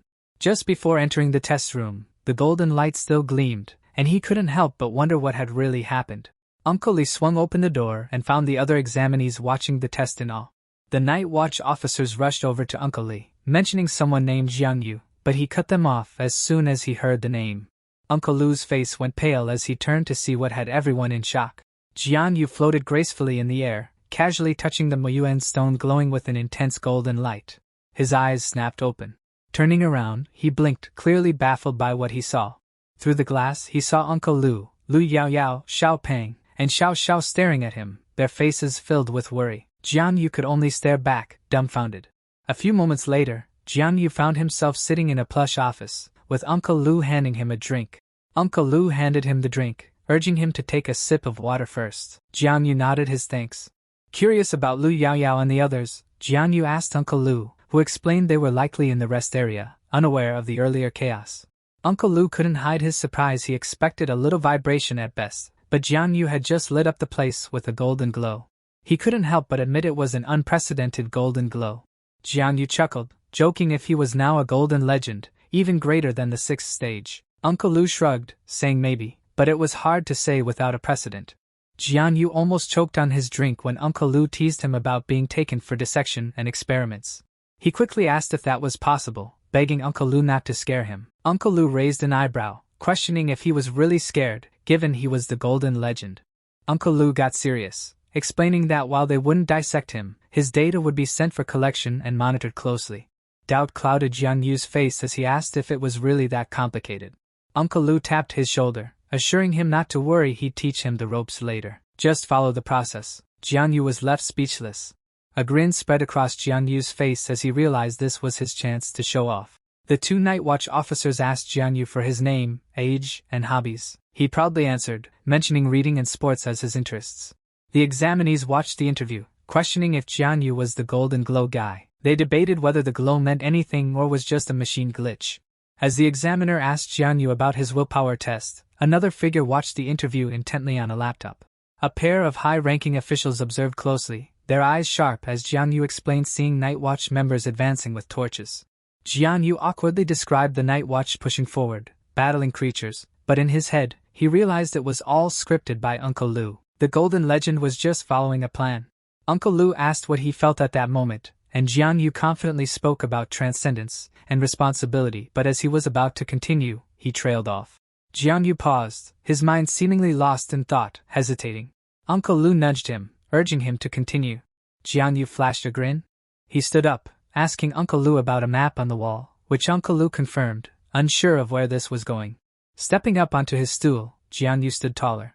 He pointed out that, of the 10 surviving locations, only 5 were left, making their situation more complicated than expected. Truth hurts sometimes.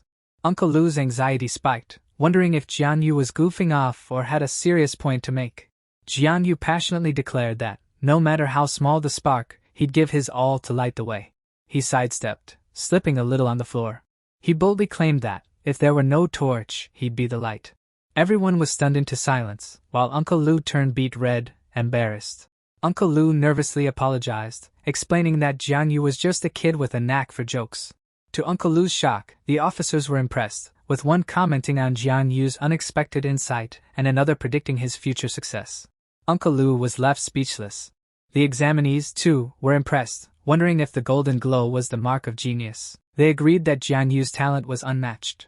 The high-ups watching earlier exchanged approving nods, satisfied with what they saw. Back in the interview, Jianyu seemed over it, muttering about needing a break to get to his club massage. Uncle Lu called it a day, mentioning Jianyu could wait for the notification. Jianyu, surprised, asked what that meant. Uncle Lu paused, closing his laptop with a click. He explained it was about the special training camp notification. Later, Jianyu sat atop a building deep in thought. His face turned serious as he pondered something. Uncle Lu asked why Jianyu wasn't laying low, given his new fame, and Jianyu apologized for the mess. Uncle Lu sighed, wondering how to explain it to old Uncle Lee, who would definitely flip if he knew Jianyu was involved with the extraordinary. Uncle Lu sighed, saying it was done, and reminded Jianyu to come to the training camp on March 25th. Jianyu asked for details. Uncle Lu explained that the camp was for special training, followed by a martial exam evaluation. As he took a call, Uncle Lu reminded Jianyu not to mention today's events to anyone, including Lu Yaoyao, and to remember the training camp. Jianyu realized he only had 20 days left to live. With the training camp starting in 2 months, he wasn't sure how to make it work. He decided to keep hunting, hoping to earn enough lifespan to make it to the camp. Suddenly, something caught Jianyu off guard. He spotted a monster, its HP down to 27%. Realizing his mistake, he quickly used his Shadow Walk skill to drop down from the building. The monster turned, sensing Jianyu nearby. In a flash, he marked the monster, spooking it. With a quick slash, he struck the monster. The system chimed in, saying the monster was badly injured and fleeing for its life. Its life was over. No sunrise, no breeze, just done. The system reminded him that chasing a monster that wasn't his wasn't glorious, but hey, he still got the kill, and his lifespan, combat skills, and shadow points all went up. He figured it was a lucky break. Scavenging was low-key lame, but if it's handed to you, why not take it? Out of nowhere, someone asked where he'd popped up from. Jianyu was caught off guard by the new guy. The guy demanded to know where Jianyu's creature was. Jianyu broke into a sweat, stammering out a response. That's when he noticed the creature was just bones now. The guy demanded his prey back, but Jianyu shot back, asking if he was a thief. The guy snapped, calling Jianyu shameless for stealing from scavengers. Noticing the guy was burned up, Jianyu braced for trouble. But the guy seemed surprised. His feet froze in place. Jianyu was left puzzled by the sudden pause. Then, the guy pulled off his helmet. He walked up to Jianyu, who was now embarrassed and wondering what the guy was up to. The man brightened up, recognizing Jianyu as the internet star, proudly claiming to be his biggest fan and having watched all his videos.